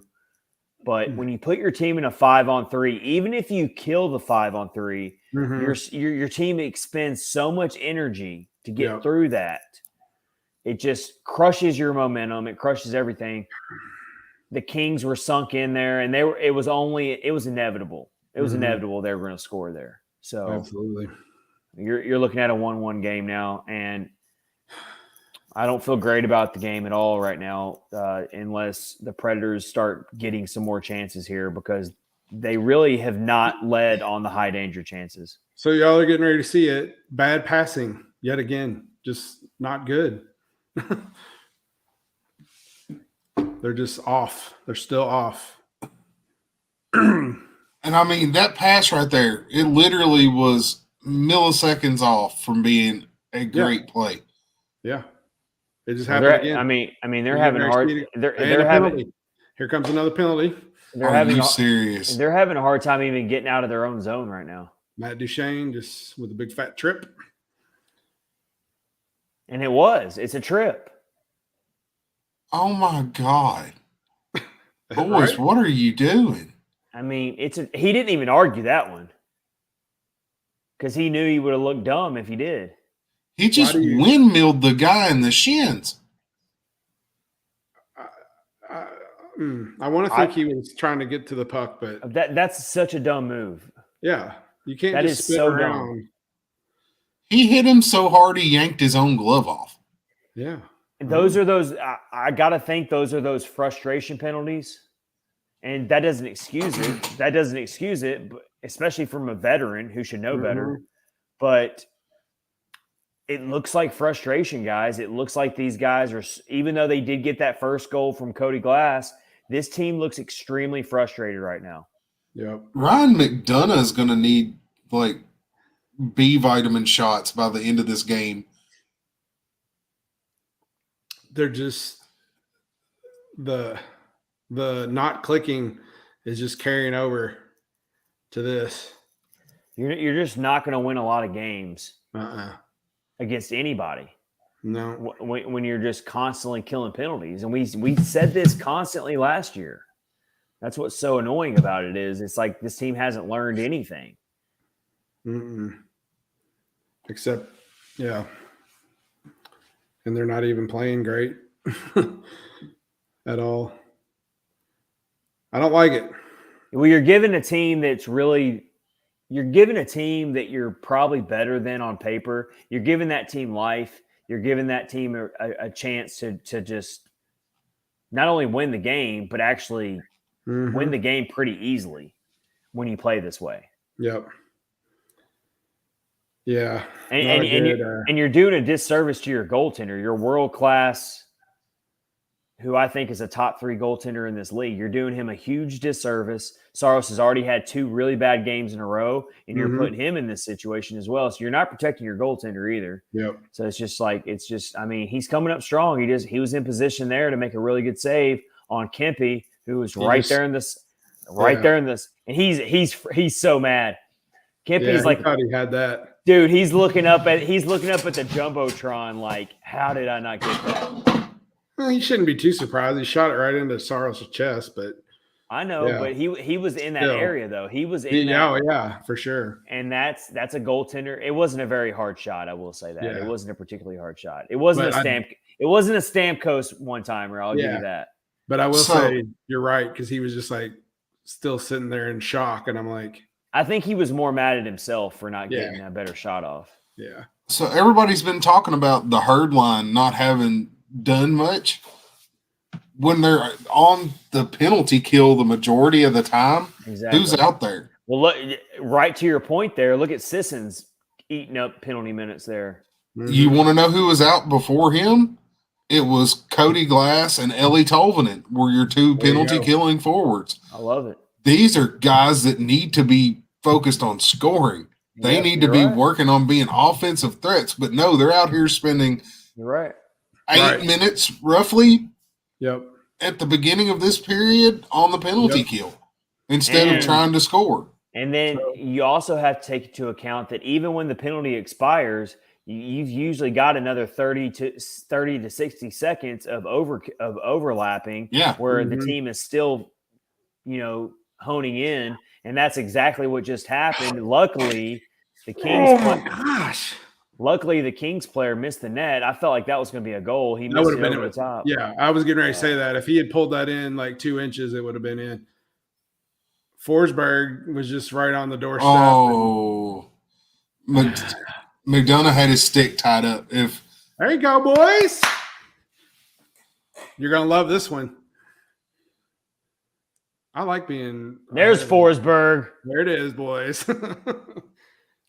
And it was with – That's a Forsberg goal. Well, he was found though. I mean, yeah, that's a Forsberg goal, but that's his line cooking again.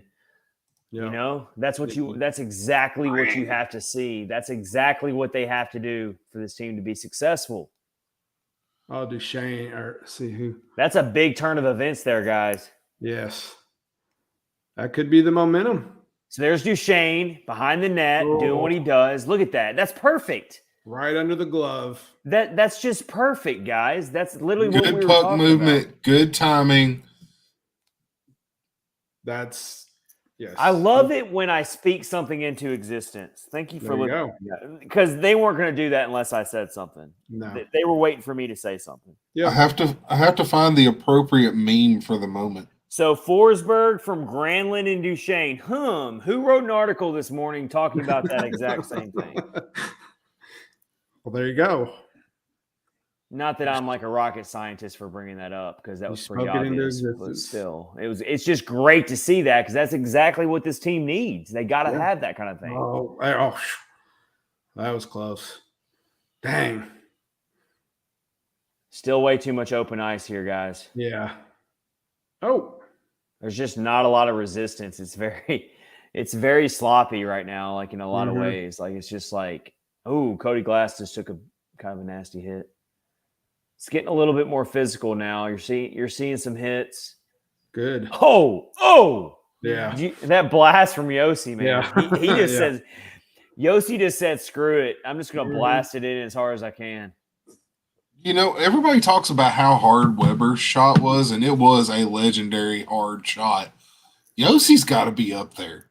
Man, you watch him when he takes a full windup, them jokers are moving. Yeah, for sure. We should talk about Roman Yossi a little bit. He's only got 1 point through 4 games too. Yeah, what do y'all think about that? But I'm not too overly worried about it. I mean, I think we're so caught up on what he did last year. And we just have to understand that was such a historically like a 40-year type of occurrence that it's just not something that happens.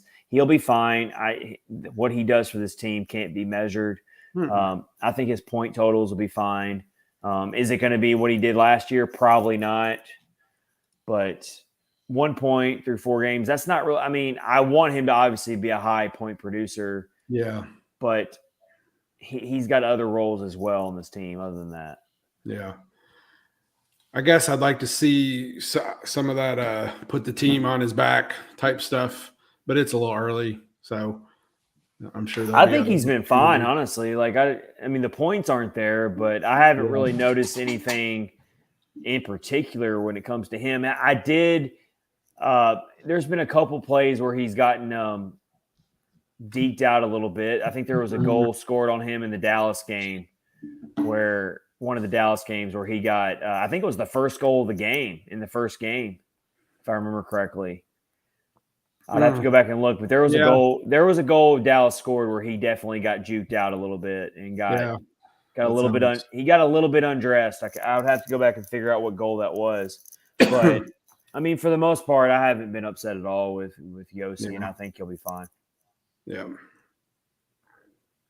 Agreed. Excuse me. All right. Coming up on the midway point of regulation. This is Catfish on Ice, episode 152. Chad Minton, Rich Howe, and Kyle Perkins are your hosts for our first watch-along episode. If you're new to this, we stay with you till the end of this game. We are staying up late, everybody. We are doing this for y'all because we love watching hockey with y'all. And we are in the Eastern time zone. So I know it's a late start. It's a late start in Nashville. Guess what? It's even later start for us. So that was one of the things on Facebook. One of the groups said somebody put on there, why is this home game starting at 8:30? ESPN. I'm like, it's ESPN, it's national television on national TV. That's why. Yeah. I still want the Manning cast from Chris Mason. Oh, that'd be great. The what? Like so what Peyton and Eli Manning are doing for football? Oh, yeah. They basically do what we're doing right now. Only they're way more famous and they're probably a little bit more funny than we are. But they do that for Monday Night Football. That's basically what we're doing right now. And they have the luxury of having this gigantic multi-million-dollar studio and all these fancy little bells and whistles. But other than that, we're doing exactly what they're doing. I'm sitting in front of my $50 mic that I bought off Amazon. I'm not even using a microphone right now. I haven't gotten mine in yet because my new Surface Pro doesn't have a USB port. You don't have a USB?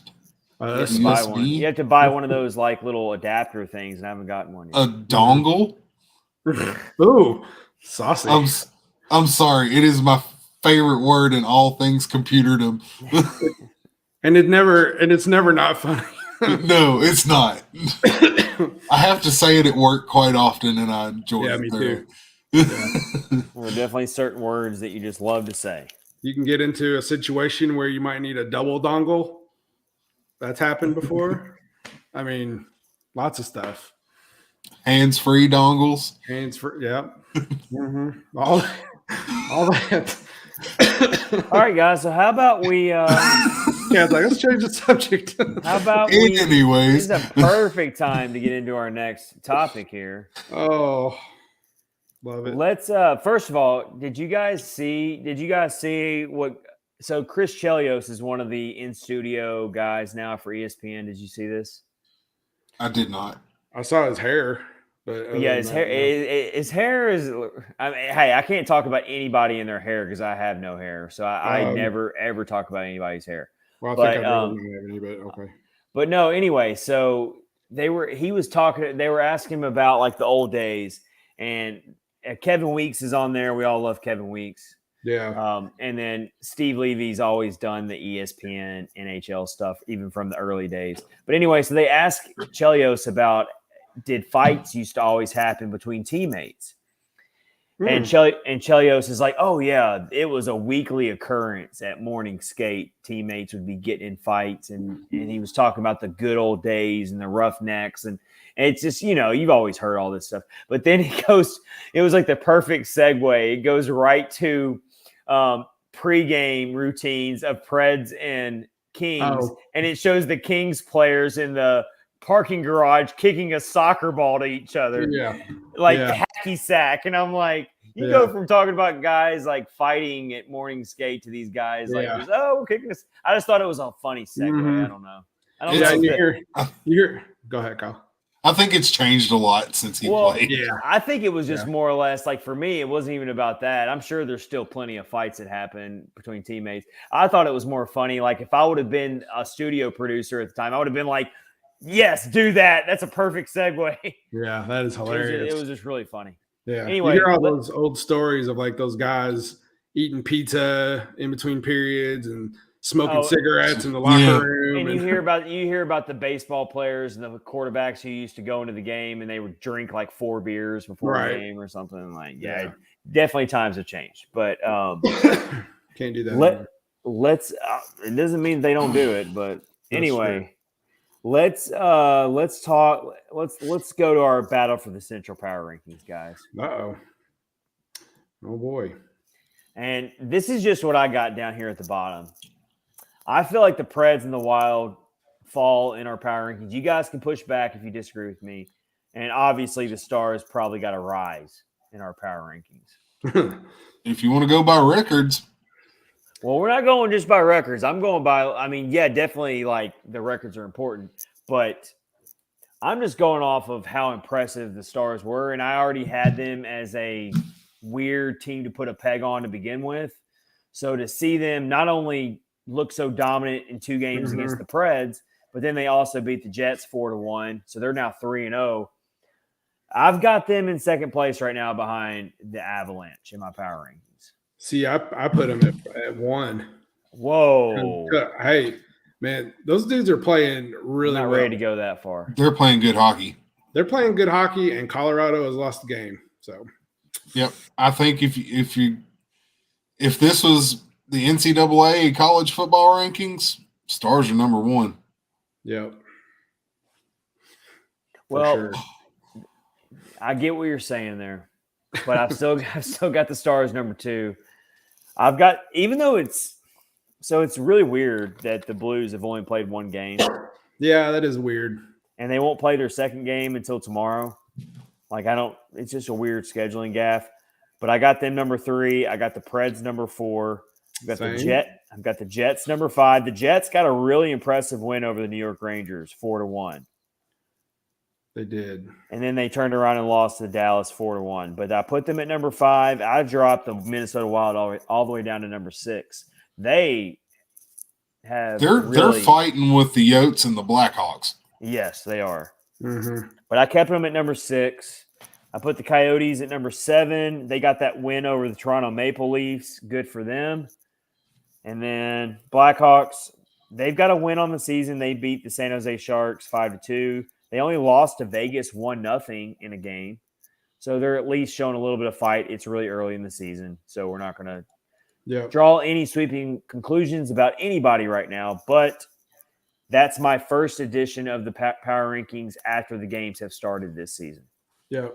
So I'll go next. So going on this first week. So I have Dallas because they're just playing, I just think, really well. Colorado, they had the one hiccup against Calgary.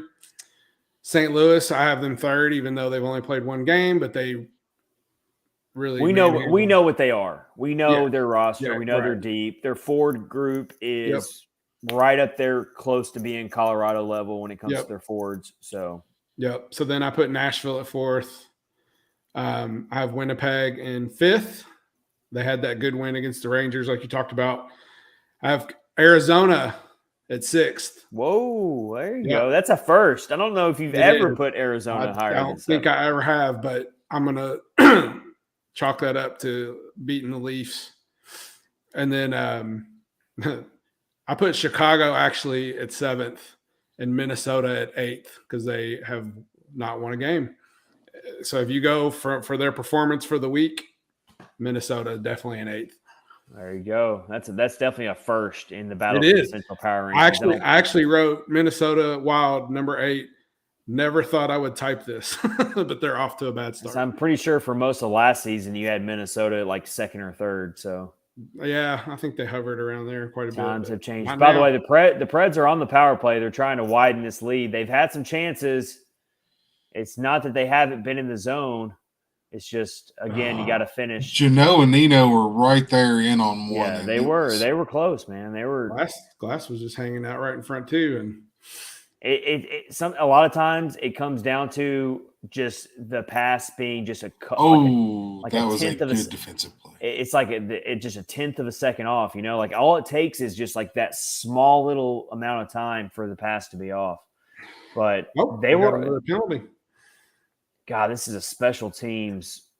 This game is just all special teams, guys. Predators are back on the power play. That was a hold.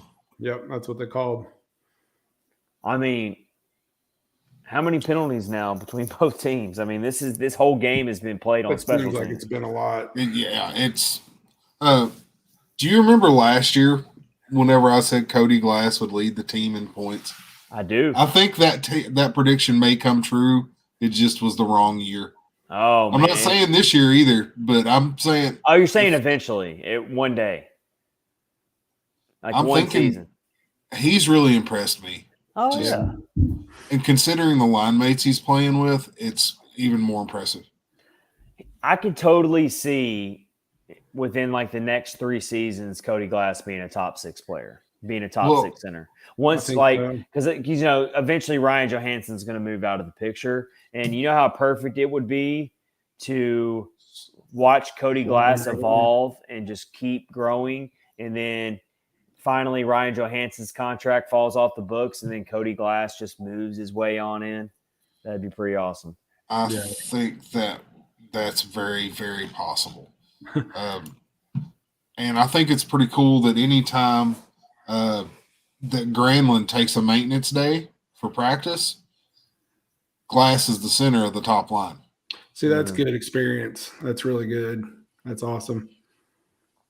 So we got Brant Clark, whoever that is for Los Angeles.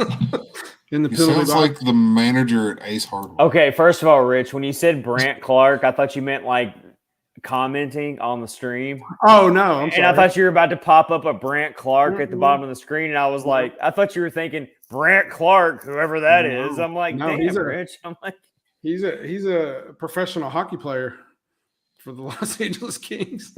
You mean Brant Clark in the penalty box wasn't on his phone watching our live stream? No.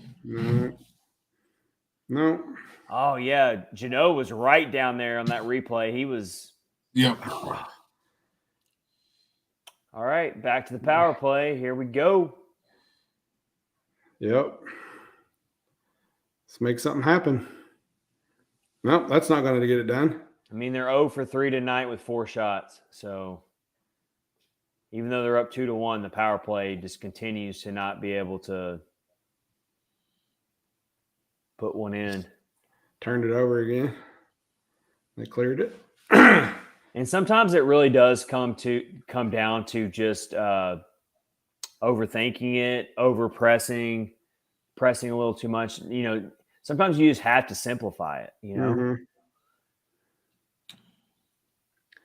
especially on the power play. Like sometimes it really comes down to simplifying things and just making the right play. Yeah, man, their timing's off. It is way off. That's what I was getting ready to say. They're trying to pass it to each other to set up a good shot, and they just can't into the skates or they're just behind somebody. They're just like throwing pucks around, and when they're trying to shoot it into the pocket, the shooter's pocket, like get a good shot off, it's not on time. It's not timed right. Yep. Forsberg with a bad pass. Yeah, I mean it's just the timing is way off. Oh gosh. And they're not like, I don't know. Duchesne snapped one that got blocked. And now he's got a breakaway. Saros stopped it. Dang, Rich, you're like 5 seconds ahead of me. He's a long time ahead of me. I'm about to refresh my browser. I'll quit commentating. You're no Pete Weber. I'm not. And he skated down a little bit. And Brent Clark, whoever that is. Brent Clark, whoever, whatever. The general manager of Ace Hardware in Lebanon, Tennessee. Brant, assistant general manager. Oh, yeah, not general manager. I'm sorry. He's just the assistant general manager. Mm-hmm. Fellas, I have to duck out for 1 second. I will be right back. All right, man, go ahead. You are good. Oh, he ducked out. For sure. All right. If there are any Brent Clarks out there who are general managers of a hardware store, please join the stream right now. Yes. Be the best moment in podcast history. That would be amazing. What if a real general manager just popped in and said, "My name's Brent. My name's Brent. I can sell you a warranty on your new air filter. I can give you a 2-year warranty. All right. And get you 100,000 miles. This is Brant. I'm the assistant general manager of the Ace Hardware in Knoxville, Tennessee. I'm O'Reilly's. Team O'Reilly all the way. It's awesome. O'Reilly Auto Parts. You got O'Reilly Auto Parts up where you're at? Oh yeah. Yeah, that's mine. Is that the your auto parts store of choice? That's my auto parts store of choice. We'll save that for the off season. We'll do our top 5. Oh, Cal Peterson just had to do a little hop and a jump to make that save. He sure did. They're going to show. All right, and they do an icing. All right, we're getting down to 1 minute left in the second period. Episode 152, Catfish on Ice. Let's see who got that shot off. So Duchesne fired it into the traffic. It got blocked. Oh, that was where Saros had to come up big. Yep. It was a good stop. That was a really good stop, man. That was not an easy save at all. I think what happened there is the LA Kings skater got in a little too tight on Saros, and he was under duress. Like, he wasn't just completely loose one-on-one. Yeah. So they're taking these shots, the Predators, and they're like, there was a good opportunity off the rebound, and nobody was there to get it. There's enough resistance. Well, yeah, Peterson, I'm telling you, he gives up the rebounds, man. He's not – I would not confuse him with being a top-tier goaltender in this league. So there's going to be chances. They just got to keep plugging away here because I feel like the Kings got another goal left in them. Yeah. I really do. I agree with that. So I think the Predators are going to need at least one more goal to win this game, even though they're up 2-1. Yeah, I agree. Got Granlund and Kopitar in the face-off circle. Bring Kyle back in. Did you have to go potty? No. So apparently our cat performed. Where is this going? Performed her feline duty and caught a mouse and delivered it to my fiance in bed. Oh, that's a good kitty.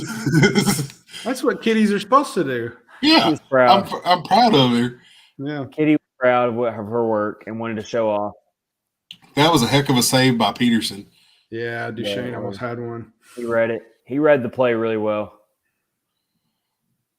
We need Duchesne's been a little snake bitten this year. Yeah, for sure. He's got one empty net goal to his credit through 4+ games. So the herd line is out. Oh yes. Jeannot. Okay, I hate being the last person to find things out. With a wraparound. Nice. Yep. He used that big body. You just do not see those. I think that's might be one of the hardest things to do in hockey almost. I got to see the replay on this. I love the goal, but what's Peterson thinking there, man? Like, I feel like he should have had that part of the net sealed off. I want to see the replay, though. Yeah, they're showing it right now. Sissons. First of all, you win the puck battle. That's what's most important is you win that puck battle. That was just work right there. Herd line going to work. Oh, he got his own rebound. Yeah, he got his own rebound back. Yep. He didn't give up on the play, man. So Peterson made the initial stop, and he plugged it away. And got I couldn't tell where it went, though, like on the second shot. Did it go above or under? It kind of snuck through his pads, man. It was just literally a matter of Jeannot, like not just pushing it past him. Hey, man, I'll take a 3-1 lead. You know, it's not one of those, like, pretty goals that's going to end up on SportsCenter necessarily, but, I mean, it's one of those hard-working goals. All right, that's it. Literally that's literally what we were talking about there. All right, love it. Did y'all see that stat just now? I missed it. What was it? Tanner Jeannot was one of 3 players as a rookie to lead the league in fighting majors and goals as a rookie. There you go. One of 3 players in NHL history. Kyle, we never got your power rankings. Are they about the same as ours, or do you have any major I'm pretty changes? similar to Rich. Actually, I'll probably say I'm identical to Rich other than I don't know if I would put the Yotes in front of the Blackhawks. I still think there's a little more talent on the Blackhawks right now. So you got the Blackhawks at number 6. Yeah. Minnesota's gave up 20 goals. As bad as Nashville has been the last couple of games, they've gave up 12. They've gave up 20 in 3 games. Man. Marc-Andre Fleury is getting touchdowns scored on him. They got some issue. I hate that for him. Well, it was kind of a surprise that they even brought him back. And then, you know, I'm on record of saying this, guys. I know y'all can back me up on this. I don't understand the love affair, preseason love affair that all these national media pundits had with the Minnesota Wild. I saw plenty of predictions out there putting the Minnesota Wild as the second best team in the division. Oh, and I'm saying they're going to win the cup and everything else. And I'm not reacting over 4 games. I'm just reacting over how I felt before these 4 games even happened. I'm not saying that they're this bad. You know, they could still be a playoff team. I'm just saying I don't know why people are jumping on their bandwagon of maybe even getting past the Avalanche and all this stuff. Like, like we did our preseason power rankings. We talked about who is the second best team to threaten the Avalanche, and we all kind of went back and forth between maybe it's the Preds, maybe it's the Blues, maybe we can mention the Stars, but I think we all thought, what I don't know about the Wild, you know, like we're not sure, you know. So they haven't looked good so far. It seemed a little weird, that's for sure. So Michael Gallagher, that works for the Nashville scene, he just posted, I don't know who was more fired up about that goal, Tanner Jeannot or Dan Hinote. Yeah. Those two seem like they're tight. So, which I love Hinote. Hinote is an awesome coach. He is like the that whole coaching staff. You got Scotty Nickel in there, who's part of the youth of the minor league development scouting team and stuff. I mean, that whole coaching staff is a player's coach type of mentality. Including Pecorine, who is now Coach the goal. Pex. Yeah, so it's like it goes all the way down, you know. All right, everybody. We're in the second intermission. The Predators are winning 3-1 over the LA Kings. Our first watch-along episode, marathon episode. We're coming up on 2 hours, everybody, of episode 152. Crazy. Our last watch-along episode was when all of our hearts got crushed live. When we got swept by the Avalanche. I kind of want to go back and watch that live stream and see how crushed we all were. But I remember when we were watching when Saros got hurt. Oh, that was even worse. I remember I was going like this, and Kyle's eyes were just like. I think I threw my headphones. I remember Kyle being like, "Are you serious right now?" And I think you were speechless. I think we were all speechless for like 10 seconds. Oh no. We were all just like, this isn't happening right now. Not only are we, not only are we still trying to fight to get in the playoffs, but we just lost Saros. Mm-hmm. Ugly. Now we got to look at Chris Chelios' hair. I have to look at it now. Oh, you got to see it. All right. Gives me a great time while my two co-hosts are looking at Chris Chelios' hair. We are presented by DraftKings, part of the Hockey Podcast Network. Hockey fans, it's finally time to hit the ice again. And thanks to DraftKings Sportsbook, an official sports betting partner of the NHL, you're in for the season of a lifetime. New customers can bet $5 on any team and get $200 in free bets if they win. This matchup tonight, you could have put down $5 on the Preds to get off the schneid, get off the 2-game losing streak, and beat the Kings. And if they win, they're up 3-1 right now, so it's looking good. You could have won $200, I should say, in free bets. If that wasn't enough excitement, you can turn small bets into bigger payouts with same-game parlays. Combine multiple bets like which team will win, how many goals will be scored, and more for your shot at an even bigger payout.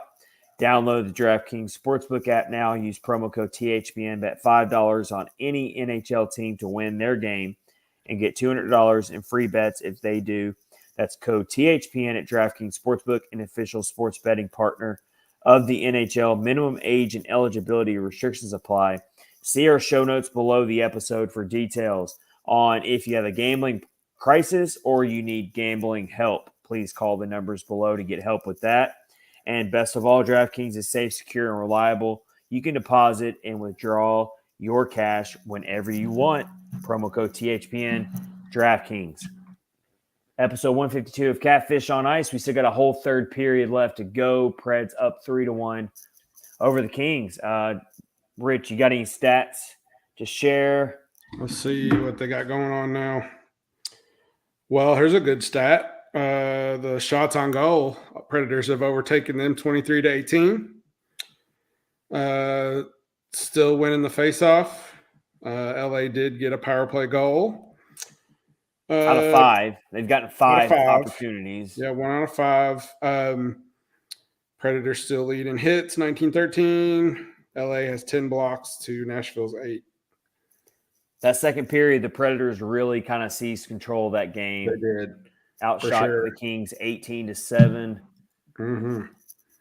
We'll take it. For sure. And let's check what's going on with Money Puck right now. See what they're calling the game at. Doesn't Mark Messier usually do these games? Isn't he in the studio? They got Kevin Weeks. Yeah. Wow, guys. I love Weeksy. So guys, even though we're up 3-1, according to Money Puck, the game is extremely neck and neck. Your expected goals for in all situations is 1.89 to 1.72 favoring the Preds. So not exactly what you would call a stellar performance so far from Cal Peterson in net. And Tanner Jeannot is leading the Predators right now in expected goals for. Of course, he did score 1, but he is leading the team right now in that category.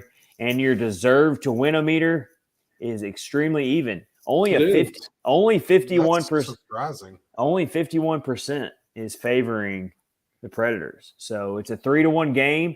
This is kind of like a little bit of some poetic justice, if you will. because the game against the Stars on Saturday, the Predators not only won the expected goals for, but they also were considered the more deserving team to win that game by money puck, and they still lost the game 5-1. So it just goes to show you that hockey is all about taking advantage of the opportunities when you get them. And sometimes you can win a game even if you didn't dominate all the chances and dominate all the other things.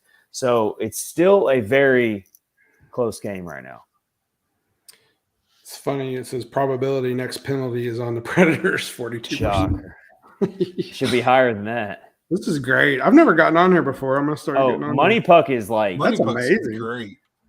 Yeah, I've never gone on here before. Just go between money puck and natural stat trick, and you'll be fine. Yeah, absolutely. Natural stat trick gives you more of the nuts and the bolts of it. It's just like straightforward. Money puck has all these little fancy little graphics and animations and stuff. Yeah. I'm You can not just nerd. smart enough for natural stat trick.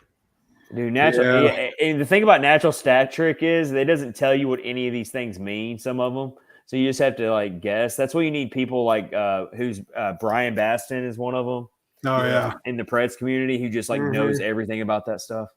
But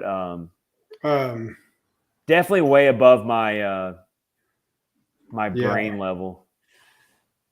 That one, what was his name? He used to write for Predlines. Was real smart, young guy. What was his name? You remember him? Eamon. Oh, Eamon. Yeah, dude, that dude was. Is he still around? I haven't seen anything. Yeah, I haven't seen him in a long time, but yeah, he was really smart. He was covering like 3 or 4 different teams at once, so I'm sure he's still in the. I'm sure he's still covering somebody. I just have lost. I've lost track of who he's mainly Philly now. Yeah, no, he's a big Philly guy. He's a big Philly fan. Yeah. I know he's still doing stuff. I don't know if he's doing as much Pred stuff anymore. Yeah. He had one of the most amazing Twitter handles, Gin and Juice, JUUFC. It's so great. And then it had his avatar was like a Photoshop UC Saros like official team picture, but it was him smoking a cigar or something. Yeah, and they put the sunglasses on. Yeah, it was hilarious. They do that with memes. It was awesome. Yeah. But he was really smart. Yeah, he knew all that stuff, man. Yeah. Like, good luck arguing with that guy over a game. Oh yeah, you would say one thing and he'd be like, well, actually, no, not really, for sure. All right, Sabres are still up on the Oilers 3-1, guys. Yeah. Vegas and Calgary's tied. That's probably a good game. I would love to see the Sabres finish this game out and beat the Oilers. It would be crazy, right? That'd just make me really happy. They're not showing the. Anytime I can see the Oilers and the Maple Leafs both just like. People just do not like the Maple Leafs at all. Well, I just like to see their fans get disappointed because they're one of those like teams that just they just think they're so much better every year than they are, you know? Yeah. I saw some whispers of their coach being in the hot seat already this season. Yeah. What's his name? Sheldon Keefe. Yeah. Well, I mean, they're starting to run out of excuses. It's not like they don't have a ton of superstar talent on their team. Yeah. I think at some point you got to start looking at the coach and be like, what's going on here? Yeah. And at what point do they look at their GM that has all this money tied up? That too. In basically one forward line. Mm-hmm. And that's kind of what the same boat I kind of see Edmonton in, you know? I mean, you got to pay those really good guys, but at the cost of, you know, the rest of your lines don't perform as well. That go-ahead goal by Philly was just such a horrible turnover. That was such a horrible turnover by Tampa in their own zone. So I have Glass and Janot on my fantasy team. Oh, let's talk about that. Me and Rich are going head-to-head right now. Yeah, let's check it real fast. I don't want to look. I lost my first game. It was close. You're winning 119 to 112 right now. Oh, and the projected score is 355 to 353. That's crazy. Do you remember last year, Rich? You beat me by a half a point. I do remember that. Yep. I have it. I literally have it screenshotted on my phone because I'm like, that is crazy. How do you lose by a half a point? Yep. See this. If this happens again, it's gonna be rigged. I'm gonna go ahead and say it right now. It's rigged. So this sucks because like I've got Connor McDavid and he's only got 1.8 points right now. He wore himself out getting me all them points last year. I know. I also have Nino Niederreiter who has absolutely nothing right now. So I'm starting to be really nervous about a few of my picks. First of all, Trevor Zegras has not done anything. I almost said a bad word. I'm sorry. Has not done crap for me this year. Braden Point got me a negative .20. What the heck is that? Vasilevsky has not been his dominant self. I'm just like, what are it's like my core guys are not doing anything right now. Yeah. But you got a bump from David Perron. That's good. 26.4 points. That's pretty good. I think that's how many points he has for the week. I'm just looking at guys tonight. I'm looking at guys playing. I'm looking at guys that played tonight. Oh, gotcha. By the way, I accidentally left the live draft too early the other night, and so I have a couple players on my team I didn't even draft. I did not draft Seth Jones, so nobody put that on me. Oh, wow. That was an auto draft. That was an auto draft. Sure you did. That was an auto draft. I swear that was an auto draft. That was an auto draft. He's got me 0 points this week, by the way. So I actually thought I was going to be in trouble with goaltenders last week because as of Sunday night, I only had two appearances, and it wasn't for sure that Thatcher Demko was going to be in goal, but he wound up playing, and that would have been. That's bad. the hardest part about fantasy hockey is your goalies. Sure managing goalies, because if you get your 3 goalie starts for the week, you don't have to start your goaltenders. Yeah, because they can lose you points if they have a bad game. Mm-hmm. So like if I you never thought about that. So like if you're like if you reach like Friday and you're up by like 30 points or 40 points and your goaltenders have already played 3 games for the week, then you can bench all your goaltenders in case they're going to lose you points. But that's a risk because the goaltender can get you a lot of points too. So it's kind of like you're taking a gamble either way. Mm-hmm. Yeah. Thatcher Demko wound up getting me he's at negative 3.6 right now, which that's ugly. All right. So my goalies are killing it. Who's your goalies again, Kyle? Sturkin and Hellebuck. Oh, yeah, you're good there. Yeah, see, I don't have like Demko is usually really, really good. And the other one I have. If I'm not mistaken, I want to say it was Elliot Friedman who picked Demko to win his Vezina trophy this year. It was either Friedman or it was one of those guys, those big guys. I want to say it was Friedman on his 32 Thoughts podcast picked Thatcher Demko to win the Vezina this year. So. Yeah. My other one is Linus Allmark, and he switches off with Swayman. Did you guys see the tweet from Robbie Stanley just now? Mm-mm. He says the crowd at Bridgestone breaks out into Rocky Top, and Tanner Jeannot scores immediately. Coincidence? You be the judge. What a week for the Vols. I love Tanner Jeannot, but blah. Spare me on the Rocky Top and the Tennessee Vols, please. Yeah. I'm happy for them. They're a good team this year, but let's not tie them into the Predators. Here's Paul Robles. I got the under at 5.5. It's probably good. Ooh, that's getting close. Yeah, you're getting close there, but not a bad bet, though. You might be good there. Mm-hmm. I don't know, though. I would not be surprised if we don't get 2 more goals in this third period. There's a lot of open ice here. I'm kind of surprised it's this low scoring to begin with how this game is played out. Yeah, for sure. I agree. Dynamic duos. Mikhail Granlund. Thank you, Paul, for joining the stream. Yes, though. thank you very much. And your bet might work out. It's not a bad bet. You're looking good. All right, guys. This is going to be a hard one to pick here, but we still got to do our clutch performers of the week. We do our clutch performers even when we lose. If Kyle goes with who he wrote down in our chat, let me say mine real quick. Say mine real quick. Mine is really easy and straightforward. I can't pick anyone else for our clutch performers of the week because it was 2 games against the Dallas Stars. It's at the bottom of the screen. Who else but the Johansson line? I mean, at least they did something. If you look at their analytics, especially in the second game, the Johansson line was actually very productive. They just couldn't finish, but at least they produced offense. At least they made things happen. They did. So I'm going to say my clutch performers of the week is the Johansson line. Tolvanen, I liked what I saw from Tolvanen despite the final scores. I thought he looked pretty comfortable out there. Johansson and Niederreiter got a goal in one of those games.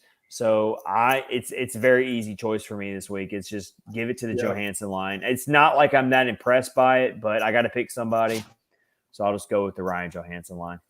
Yeah, so I'll do mine before Kyle goes because it was easy. Nino Niederreiter, he's the only one. That's all I got. Oh, you can't. I know you got to breaking the rules here. I know you're supposed to do 3, but pick the Zamboni driver. Pick the hot dog guy. Pick hot somebody. dog guy. The guy that makes the little the food on the French fries that they sell in the little helmets in Bridgestone. He sold a record number of those, so he's your other clutch performer. There you go. He sold a lot of those. Yeah.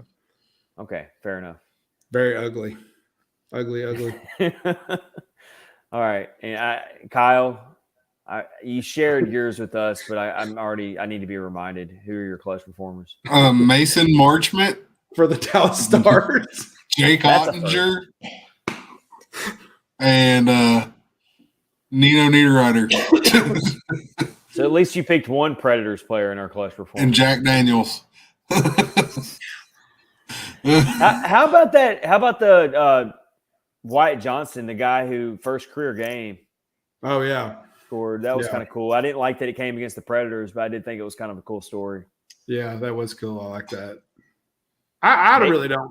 I've been a noted Dallas, not liking them, but I actually don't really mind them all that much. They got a lot of talented people. I just don't like it when they play the Predators. I think it's the Corey Perry effect. You like them a little bit more since he's gone and the hate kind of is fading away. Now it's more of a good rivalry game than everyone still thinks about there's two things at effect that why people hate the Dallas Stars. It's the Winter Classic memories because and Ryan Ellis getting hurt in that game and Corey Perry and how that game just flipped out of nowhere or whatever. There's that. And then, of course, the 2019 shock to the system, not back down to reality, losing in the first round when you were a favorite. That was probably the first time in team history that was actually probably the second time in team history that they were the favorites in the first round and they actually lost. Mm-hmm. Yeah, I remember that very well. So I think that's another one when people just remember that. Oh, who was that just laid out the hit at the blue Cole line? Smith. Holy crap. I see why he's getting minutes on the fourth line when he's laying out hits like that. He's a big old boy too. That was a wrecking ball, man. That's what you want from your fourth liners right there. Yeah. I guess another thing that makes Dallas a little you don't mind him as much as Radulov's gone. Like people hated him too. I mean, for obvious reasons, Predators fans. I just don't like the Stars out of respect because I feel like they're just always going to be that team that the Predators are going to be fighting neck and neck with. And so naturally I can't like them because they're going to be right there with us. Mm-hmm. So for sure. It's kind of it's honestly out of respect, you know? Mm-hmm. All right, boys. 2-goal lead is the most dangerous lead in hockey. Don't they always say that? Looking at the hits numbers here, Janot's got 4 hits. Sanford's got 3 hits. Lazan's got 5 hits.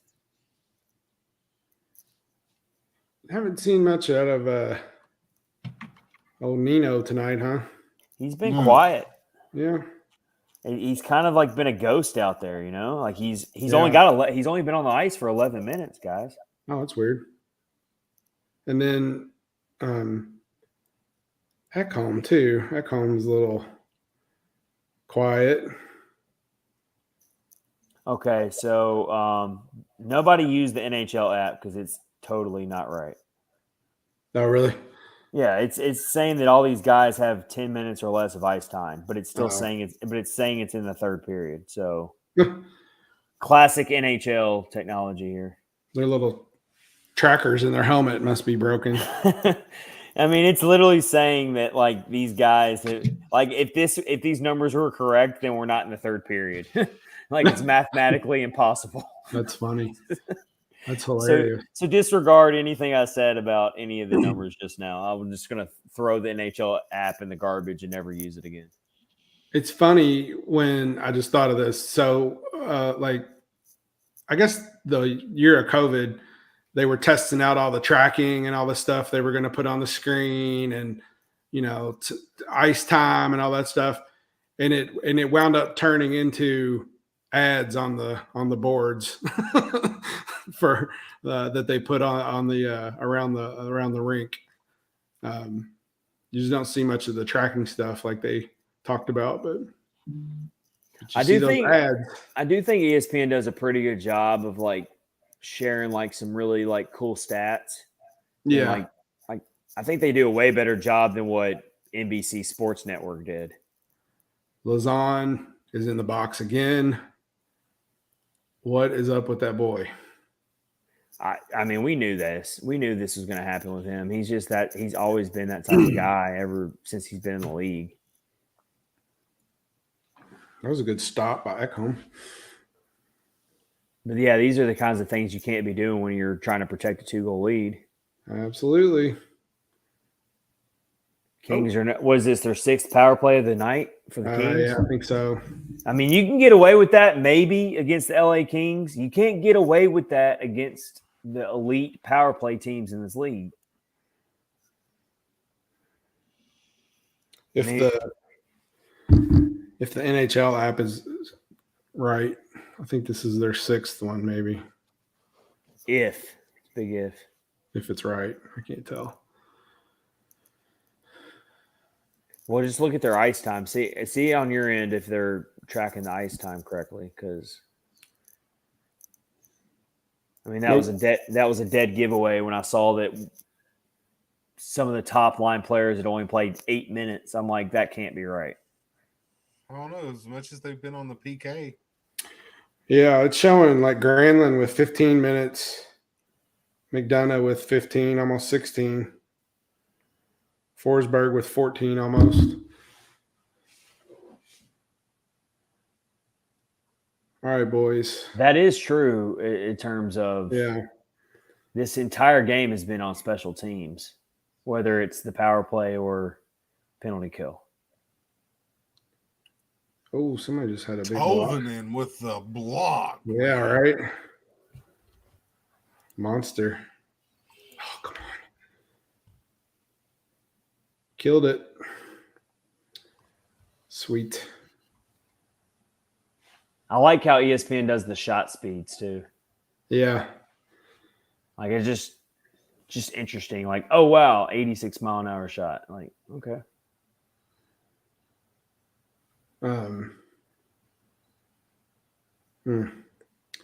Preds iced it. Cool. What else we got to talk about? 13 minutes left in the game. What else we got to talk about? Didn't you have something funny interweb stuff? We can talk about that. Did you guys see the I'm going to actually pull this up because you guys got to be subjected to this with me. Did you guys see the creepy video of the Padres fans? No. In baseball? Oh, my gosh. No. Did you see it, Kyle? No. Okay, I'm going to play it for everybody because it's very creepy. So it's a group of fans before this So I know we're not baseball people here, but the Padres, I guess they're playing a playoff game tonight, and these guys are doing a chant. These like old guys are doing a chant before the game, and it's very cringy. And I gotta find it now. All right, let me turn up the volume here so you guys can hear it. Hold on. Go, Goose. Billy, go. Oh, I've seen it, but Hold I didn't on. listen to the audio. All right, well, here's the audio for you. Billy going down to yellow and brown. That's what's in. Padres on the loose. Let's go, Goose. That's what's in. Bryce gonna lose, and Manny's gonna cruise. That's what's in. Give Philly no slack and send them back. That's what's in. Philly going down to yellow and. I mean, I don't even know if that's supposed to be supposed to be funny or. I think I see it right now. That is. I mean, wow. Kyle is speechless. UC just made one heck of a save.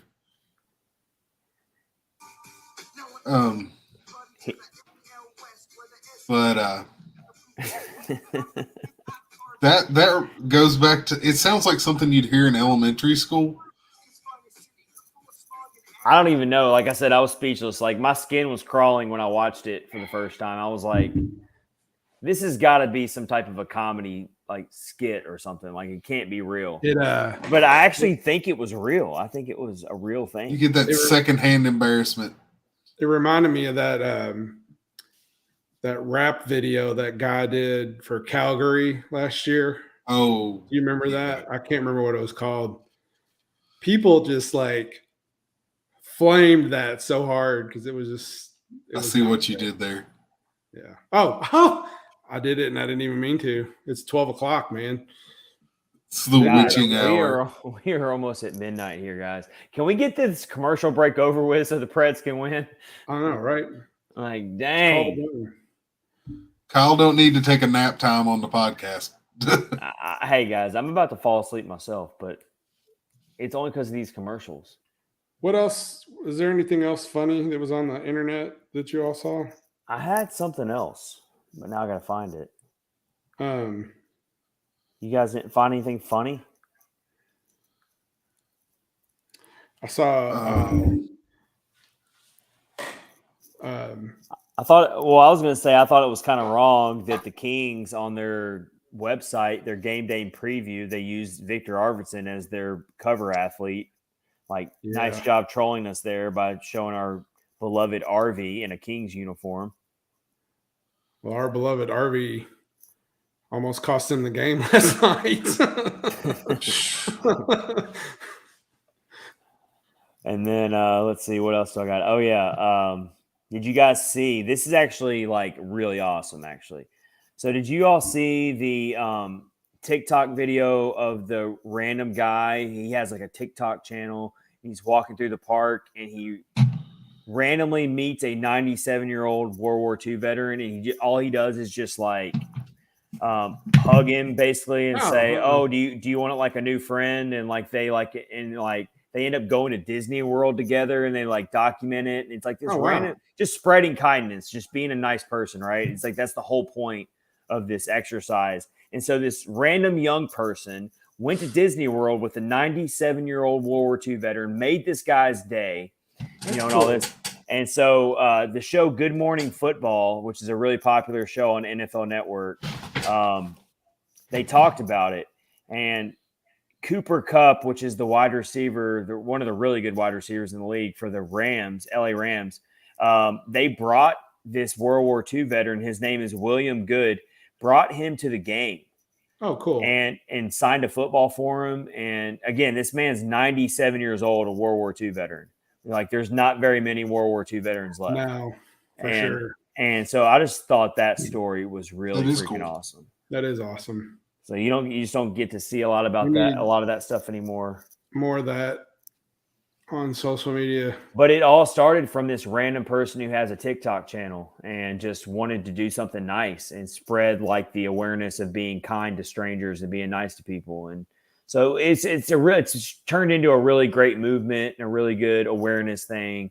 And it turned out to be just great all the way around. So hopefully that will spread to all the other thousands of people who have come across this video and shared it and retweeted it. Hopefully they'll do something nice for a stranger, and it just spreads. That's what spreading kindness is all about right there. So yep, absolutely.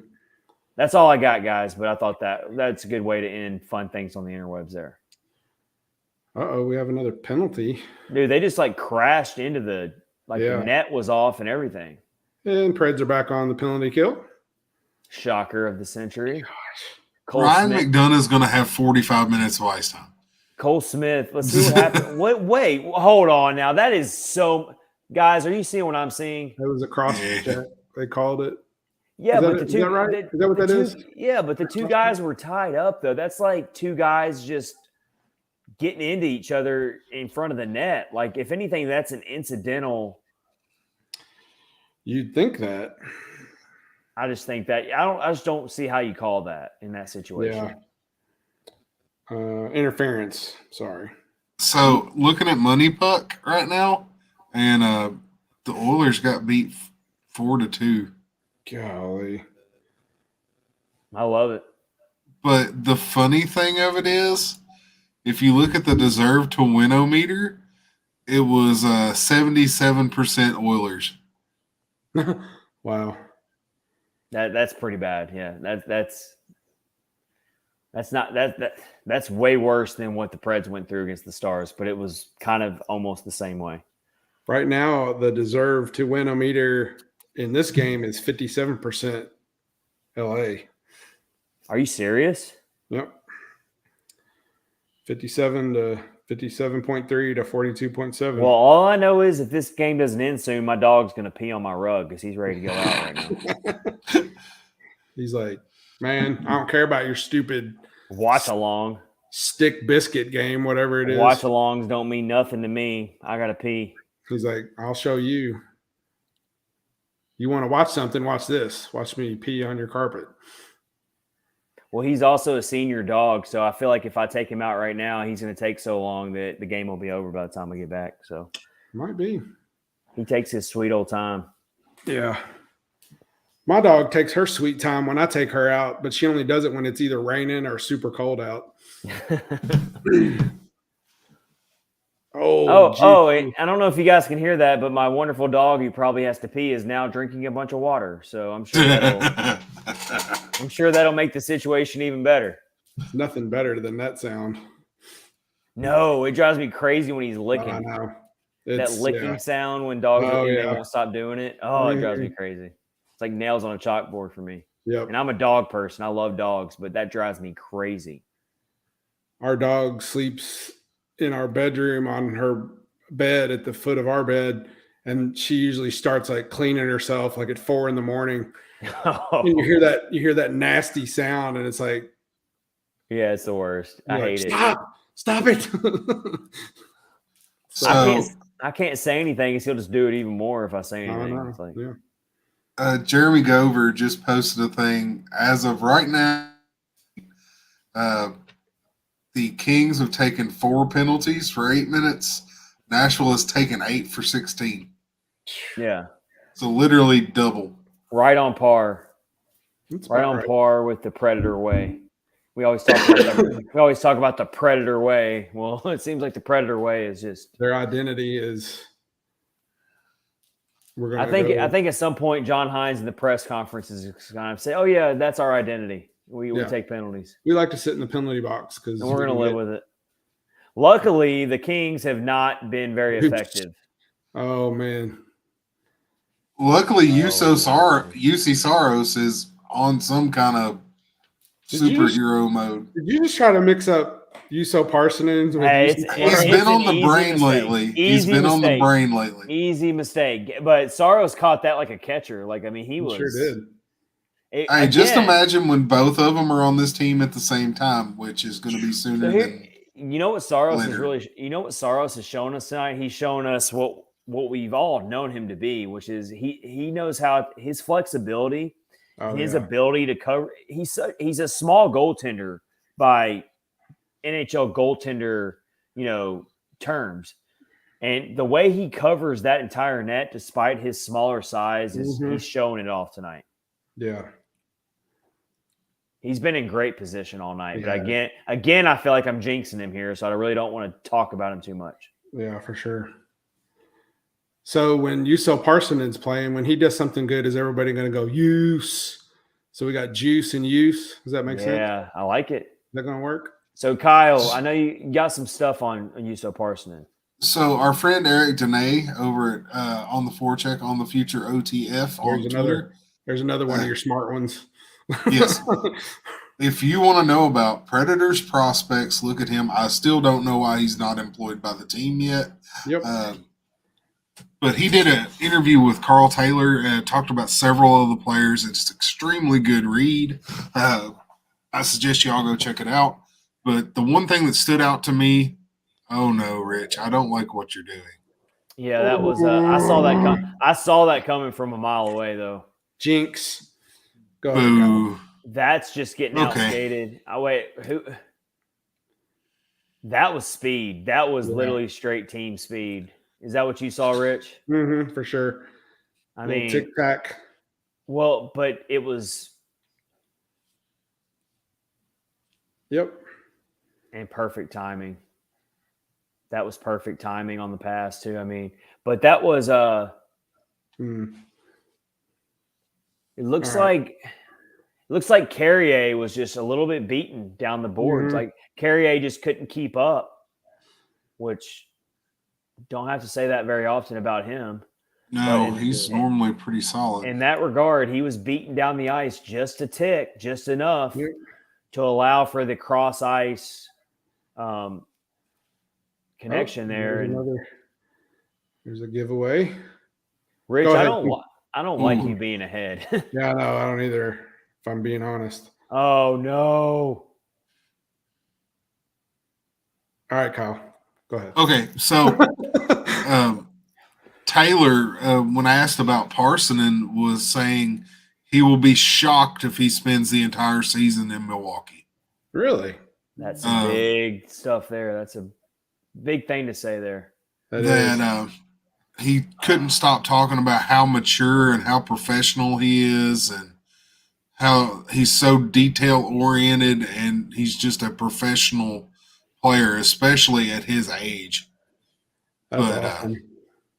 I think the first time you have that unfortunate phone call from Nashville about a center, he's your guy that's coming up. Oh, wow. And getting to think about it earlier, it's So wait, Kyle. You think he gets called up before Igor Afanasyev gets called up? absolutely not even close. Wow. And I'm a big Igor fan, but it's not close. Because I'm just gonna say in the when behind the glass when they were talking to Igor, they both coaches, both Hines and Poyle, and also Carl Taylor said in that interview with Igor that we would love to see you up here this season, and we would like to see you up here this season. It's just not going to happen right now. So it's possible that they both could get called up at some point this season. Well, that's the difference too between centers and wings. The first wing that's coming up is Tomasino, obviously. Yeah. But the thing is, Parsonen can play all the positions generally. I got to thinking about it earlier today, and I was talking to somebody else about it, and I likened him to a more talented Callie Yarncroke. That's good. Just a very solid player, plays all the positions. He's big. He's a big kid, 6'3", 212. I mean, a lot of upside there. A lot of upside. Yeah, and I mean, going back to Tomasino, I mean, how we've already talked about it, but how long does he end up being in Milwaukee for the season? Remains to be seen. anyone can take their best guess on what they think is going to happen, but no one really knows for sure on that one. But I can't wait to watch the Milwaukee Admirals this season. I mean, they're going to be fun. They're going to be so fun to watch. They got so many good players, so many good prospects. You throw Tomasino in the mix there. I mean, come on now. I am so mad at the refs from that Wolves game the other day, though, because we were going to have a goalie fight. Oh, yeah. And they stopped it. How dare you? How dare you steal that away from us? Let those dudes fight. You know they want to fight too. Everybody knows they want to see the two Stay Puft Marshmallow Men go out there and just throw hands, and they can barely touch each other because they have so much padding on, and they can barely get to each other's heads.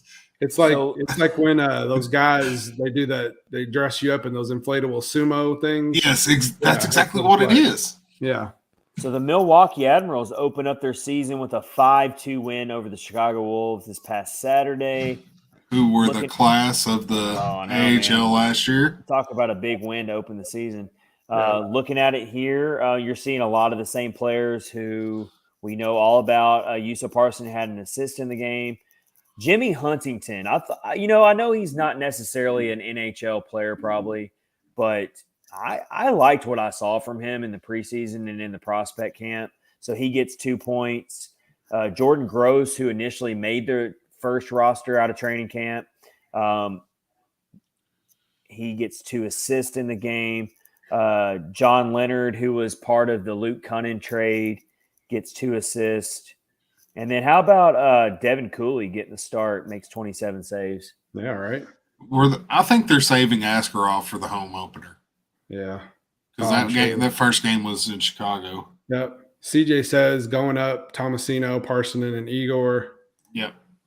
And then he said Cooley was ready. He was chilling and chirping. Yeah. Mm-hmm. He was ready to go. I was so sad whenever they broke them up. That would have been pretty good. I cannot believe they stole a goalie fight from us. We never witnessed that. Jerks. Guys, we're in the home stretch here. Less than 5 minutes left in the game. Preds are clinging on to a 3-2 lead. According to Money Puck, we don't deserve to win this game, but I don't care what Money Puck says. Don't purd, Preds. Don't purd. Please don't purd. We'll never hear the end of it from all the Facebook fans if we lose this game. Yeah. So I have found my new favorite way of, I guess you could say, anti-trolling. And they really didn't call that trip. Oh, okay. They called it. I was about to say, don't even tell me that, Kyle, because that was as clear as it can be. Oh, but I love it. RV's smile, though, is just so infectious. Like, even I miss that. Really. I was going to say the same thing. I miss that. I know he didn't have a place on this team anymore, and you got to let go every now and then. But, for him to take a penalty this late in the game in his Predators homecoming clearly was a penalty. Yeah. Yeah. I mean, it was obvious. Yeah, he honestly might have saved a goal though in the process. Yeah, he was trying to hit him. Dude, Granlund was going to break loose for a pretty good shot on Peterson. So it's one of those penalties where honestly you can't even be mad at Arvidsson for it. Yeah. CJ has a question. If those are his 3 going up, who would be the ones going down? Smith and who's the other guy that has never been mentioned on that fourth line? I mean, Zach Sanford's being thrown around. That guy. Michael McCarron. So I would rather have Kiefer Sherwood playing on that fourth line with Glass than I would Cole Smith or Sanford. At least with Sherwood, you have a proven upside that he played well enough to be potentially on the second line. Well, this is only Sanford's second game of the season, so you don't really have a sample on him. Cole Smith has actually gotten at least 10 games of experience now, going back to last season. The power play just got negated. What is Matt Duchene doing tonight, guys? Like, he is not the type to normally take all these. Did they really call that a slash? Are you serious? Are you serious? Oh. This has been one of the most ticky-tack games the league doesn't like this, especially their ESPN showcase game. They cannot like seeing this game be completely ruled by constant penalties. Yeah, for sure. I mean, I feel like I'm watching an NBA game right now. Especially a couple of them are, like you said, not much on them. Saros tried to pull off his little poke check there, and then you saw Forsberg nearly break in. Come on. 2.5 minutes. It's going to feel like the longest 2.5 minutes of our lives. All right. Oh, got to win the race to the puck. No way. Well, they just. I didn't think that was icing. So I thought Forsberg won the race, but he. Oh, barely. Come on, boys. So I just tweeted out the NFL roughing the passing calls are getting out of hand. Refs in the Kings versus Preds game. Hold my beer. So that backhand chance by the Kings would have beaten Saros if he would have hit it, if he would have been accurate. Yeah. It was an incredibly difficult shot, pinpoint shot to do, but he would have beat Saros up top. And they just. Oh, no. We thought we were getting ready to get to go to bed soon.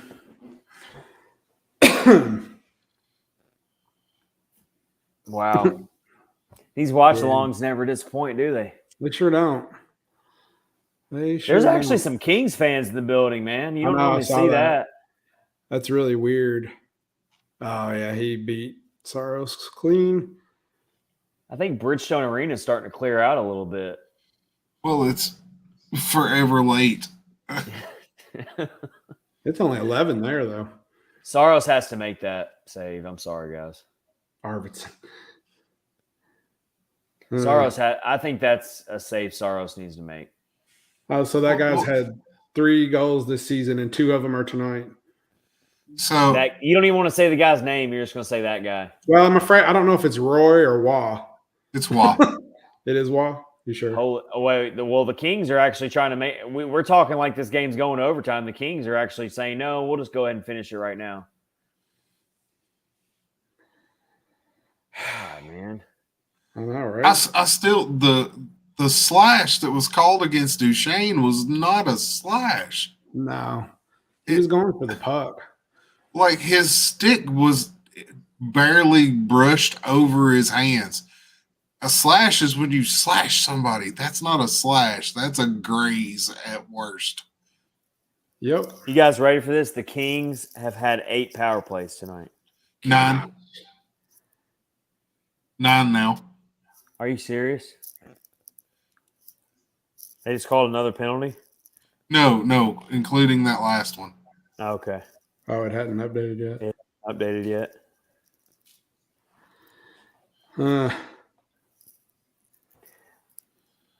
Well.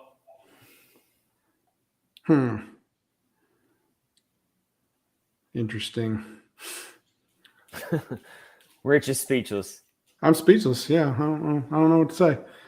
You had it in hand, and I was wondering where the clock was. They didn't even have the clock up. So we got. Yeah, I was kind of like, where are we at here, peoples? I'm listening for Paul and. This is just every time the puck goes down there, I'm like, this is just classic Preds that just can't close out a game. What did I say? They're going to purd.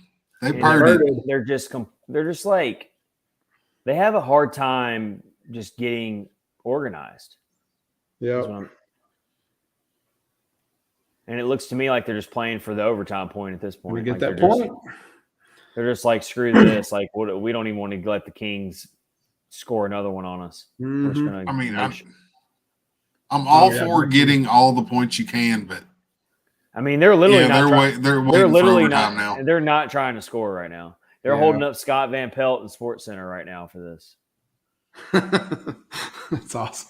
Scott Van Pelt sitting in ESPN studios like, come on, guys. I got a show to do. Good job, or Roy. We would pick our first watch-along episode all in Eastern time zone for a game that starts at 8:30, 9:30 Eastern time to go to overtime. Yeah. Crazy. Crazy. We got the Columbus Blue Jackets up next. Who knows about them? Yeah, I don't know. They don't have Patrick Laine. And then we get the Flyers after that, and then a 4-day break, and then St. Louis and Washington. Ugh. Don't like you go that into at what's all. good looking like a rough week. Could be. Well, especially considering that Philly is a lot better than what people originally anticipated. Oh, no, it gets better, guys. Then you get to play Edmonton and Calgary on the road. I was about to say, is that the road trip? Yeah. Great. 5-game road trip, Oilers, Flames, Canucks, Kraken, Avalanche, and Rangers. So. Wow. November 10th, Colorado. Awesome. I think that is going to be a big litmus test there, those 2 weeks, 2+ weeks. You're gonna go up against a bunch of playoff contending, serious, legitimate, like Stanley Cup caliber teams in that stretch. Let's see if the Predators can actually stack up with teams like that. And I don't even put the Kings in that class, but Yeah. On paper, they should have definitely beat them already. But here we are. We're all just thinking someone end this now so we can go to bed. Yeah, please. But we're committed now. We're not going to quit. Up. Yeah. Because the truth is, even if we end this podcast right now, we're still going to stay up and watch it. So yeah, for sure. You can't not. CJ is absolutely right. Perded verb to fail the way only Preds do. That's perfect. Can you please put that on Twitter so we can retweet that? Yes, absolutely. Here you go. Jim perded his chance to get a phone number at the bar last night. Oh my God. Please put that in the Urban Dictionary. That is that's awesome. We perded tonight. Oh, that's great. If for someone who doesn't know what that's referencing to, though, they could really take that a different direction. Oh, no, absolutely. All right. What's happening? I just don't like the way this is all. I don't like going up against the Kings in an overtime. They've got more speed than we do. No. Oh, and Forsberg looked like he was in molasses. No, well, that exactly. Like the Kings have like all this speed. I feel like we're just like no speed. Like just Yep. What happened here? No, he was offsides. All right. Kings win the face-off. I have a dog that's just staring at me right now. He's like, he's not staring at the team. He's not staring at the team. Oh, good God, Saros. That was close. What? That was close. You got the nod there. You got the head shake there. The guy was like, seriously? Like, how did you stop that? Oh, wow. That needs to be on SportsCenter. That was a good stop. For sure. Yeah, if he scored that was going to be a SportsCenter highlight goal. No, that needs to be a highlight for the stop. Oh, yeah. He also just got an F-bomb out of that. So, all right, here we go. Ekholm, who also looks like he's moving in molasses. Yep. Oh, come on, Dutchie. Oh, God. That guy. It looked like he used his hand to stop that. It looks like he stuck his hand up and batted both of you guys are ahead of me. Oh, man. Hold your reactions for 5 seconds. I know, right? I'm trying to. I can't. It's hard. It's impossible. Overtime hockey. I'll wear it on my sleeve. Overtime. Well, I'm not even looking at you guys right now, so you're not going to give it away because I'm not looking at you. We'll try not to. I'm trying to keep my eyes open right now, guys. I know for sure. If I was And watching, Fiala's in the net. if I was watching anything else right now, I'd probably be asleep. But Push it, and you got a 3-on-2. why do they look like they're moving so slow? I don't know. It's not Oh, good. Niederreiter's tried to go up top. Come on, Yossi. You got Yossi, Tovanen, and Niederreiter. There you go. I like it. All right, they're playing the patient game here. They're trying to set up. Oh, Yossi tried to go for the winner. Oh, Keep it in, keep it in. dang. Oh my God, are you serious right now? Here's the counterattack. See, this is what happens in overtime. You just go back and forth. You trade punches. The net was wide open. Trade punches here.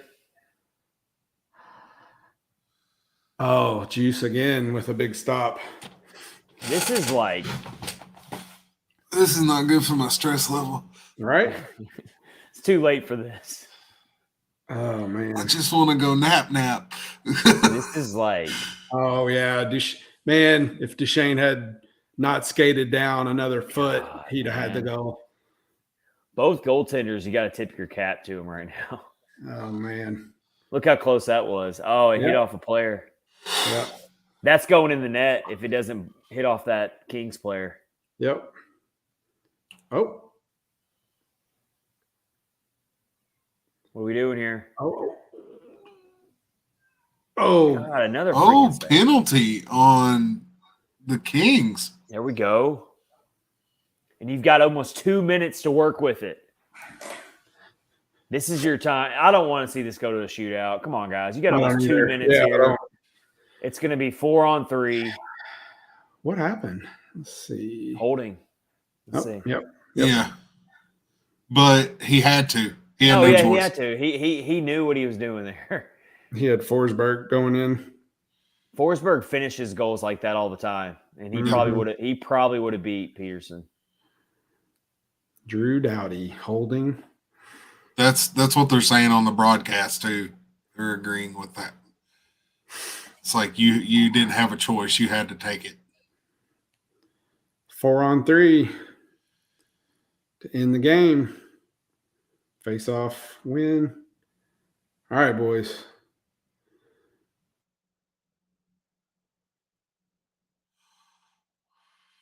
Yossi almost got one. Oh, open net. The rebound was right there.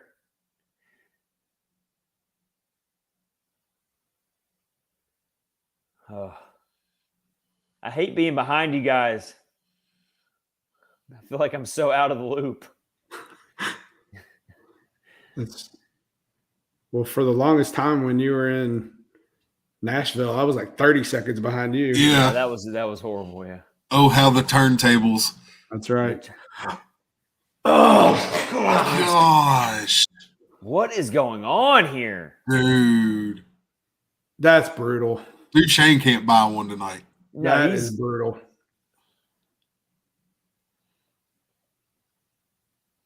All right. Come on. I mean, they're right there, man. Like they're Yeah, just they are. And they just can't get the clear. Oh, Or they God, keep man. getting Kings keep getting the clear. Just so y'all know, my laptop's on battery saver right now, and I don't know where the cord's at. So Uh-oh. I kind of need this game. I kind of need this game to be taken care of. Well, Wow. we're down to 20 seconds. My luck, it's going to go to like 10 shootout rounds. Come on, I'm Shane. all for having Yossi out there, but man, he is not looking fast. How is Get the puck. I mean- That's it. Shootout. Hey, Rick, now Yo. Do what? I think our streams are tied now. Are they? I think We I've crossed actually caught up to you streams. guys. I'm only like 2 seconds behind you guys now. We crossed the streams. The shootout's really going to be where it's going to screw me up because y'all are going to Mhm. know exactly. God, man, that was just that was a block shot there. That guy just got right in the shooting lane. CJ said, what goes first? The laptop. If it's close, man. I think that's way more suspenseful right now for me than this shootout. Is my dog going to pee or is my laptop going to go? Nikki called this, but it was during the overtime. I need a slow Joe goal. Well, you might see that. Maybe. Oh, here's the sequence. Oh, gosh. Yossi had a really good opportunity.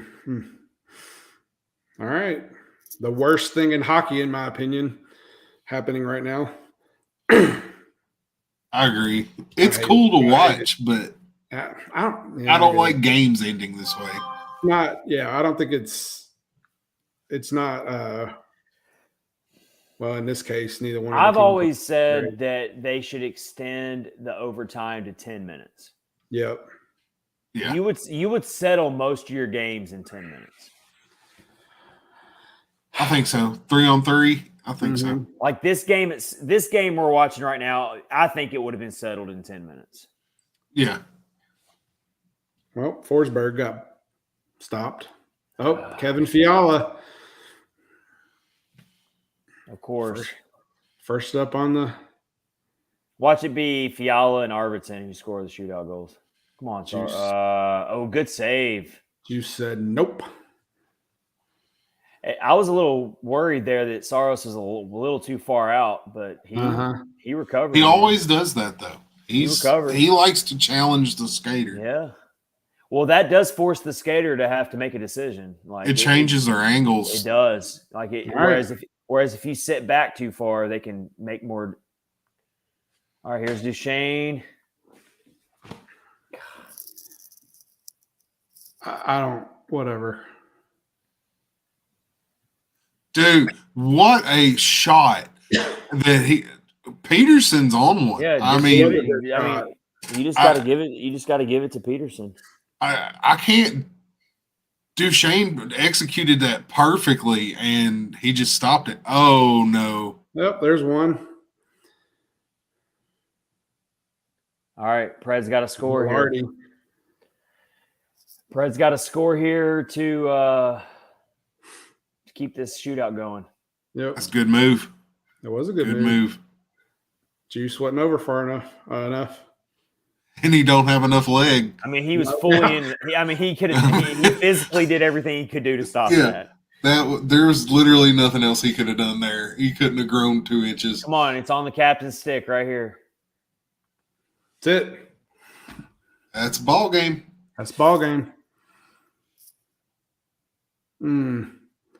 Pain. Well, guys, that's. I mean, yeah, they get a point, but that's one of those games where had it in hand. Yep. Yeah, I mean that's one of those games where I don't think the players give one crap that they got a point in this game. They've got to be really ticked off, not only after the Dallas games, but now they come into this game with a 3-1 lead. They blow a 2-goal lead, and in the third period, and I mean it's not good. It's not good. But thank you, everyone, for staying up late with us. If you're catching us at the very end of this stream, thank you for watching on Twitter at Catfish Ice or watching on our YouTube channel. Please hit the subscribe button if you're watching right now. It helps a ton. This has been episode 152 of Catfish on Ice, presented by DraftKings. Promo code THPN with Chad Minton, Rich Howe, and Kyle Perkins. Our first watch-along episode of the season. The Predators lose in the shootout, and they lose to the LA Kings. They're now 2-2-1 on the season. We will see you this weekend for a brand new episode of Catfish on Ice, so stay tuned for that. Until then, this has been Chad Minton with Rich Howe and Kyle Perkins. Everyone, have a great evening. Or morning, I should say. Yeah, right. For sure.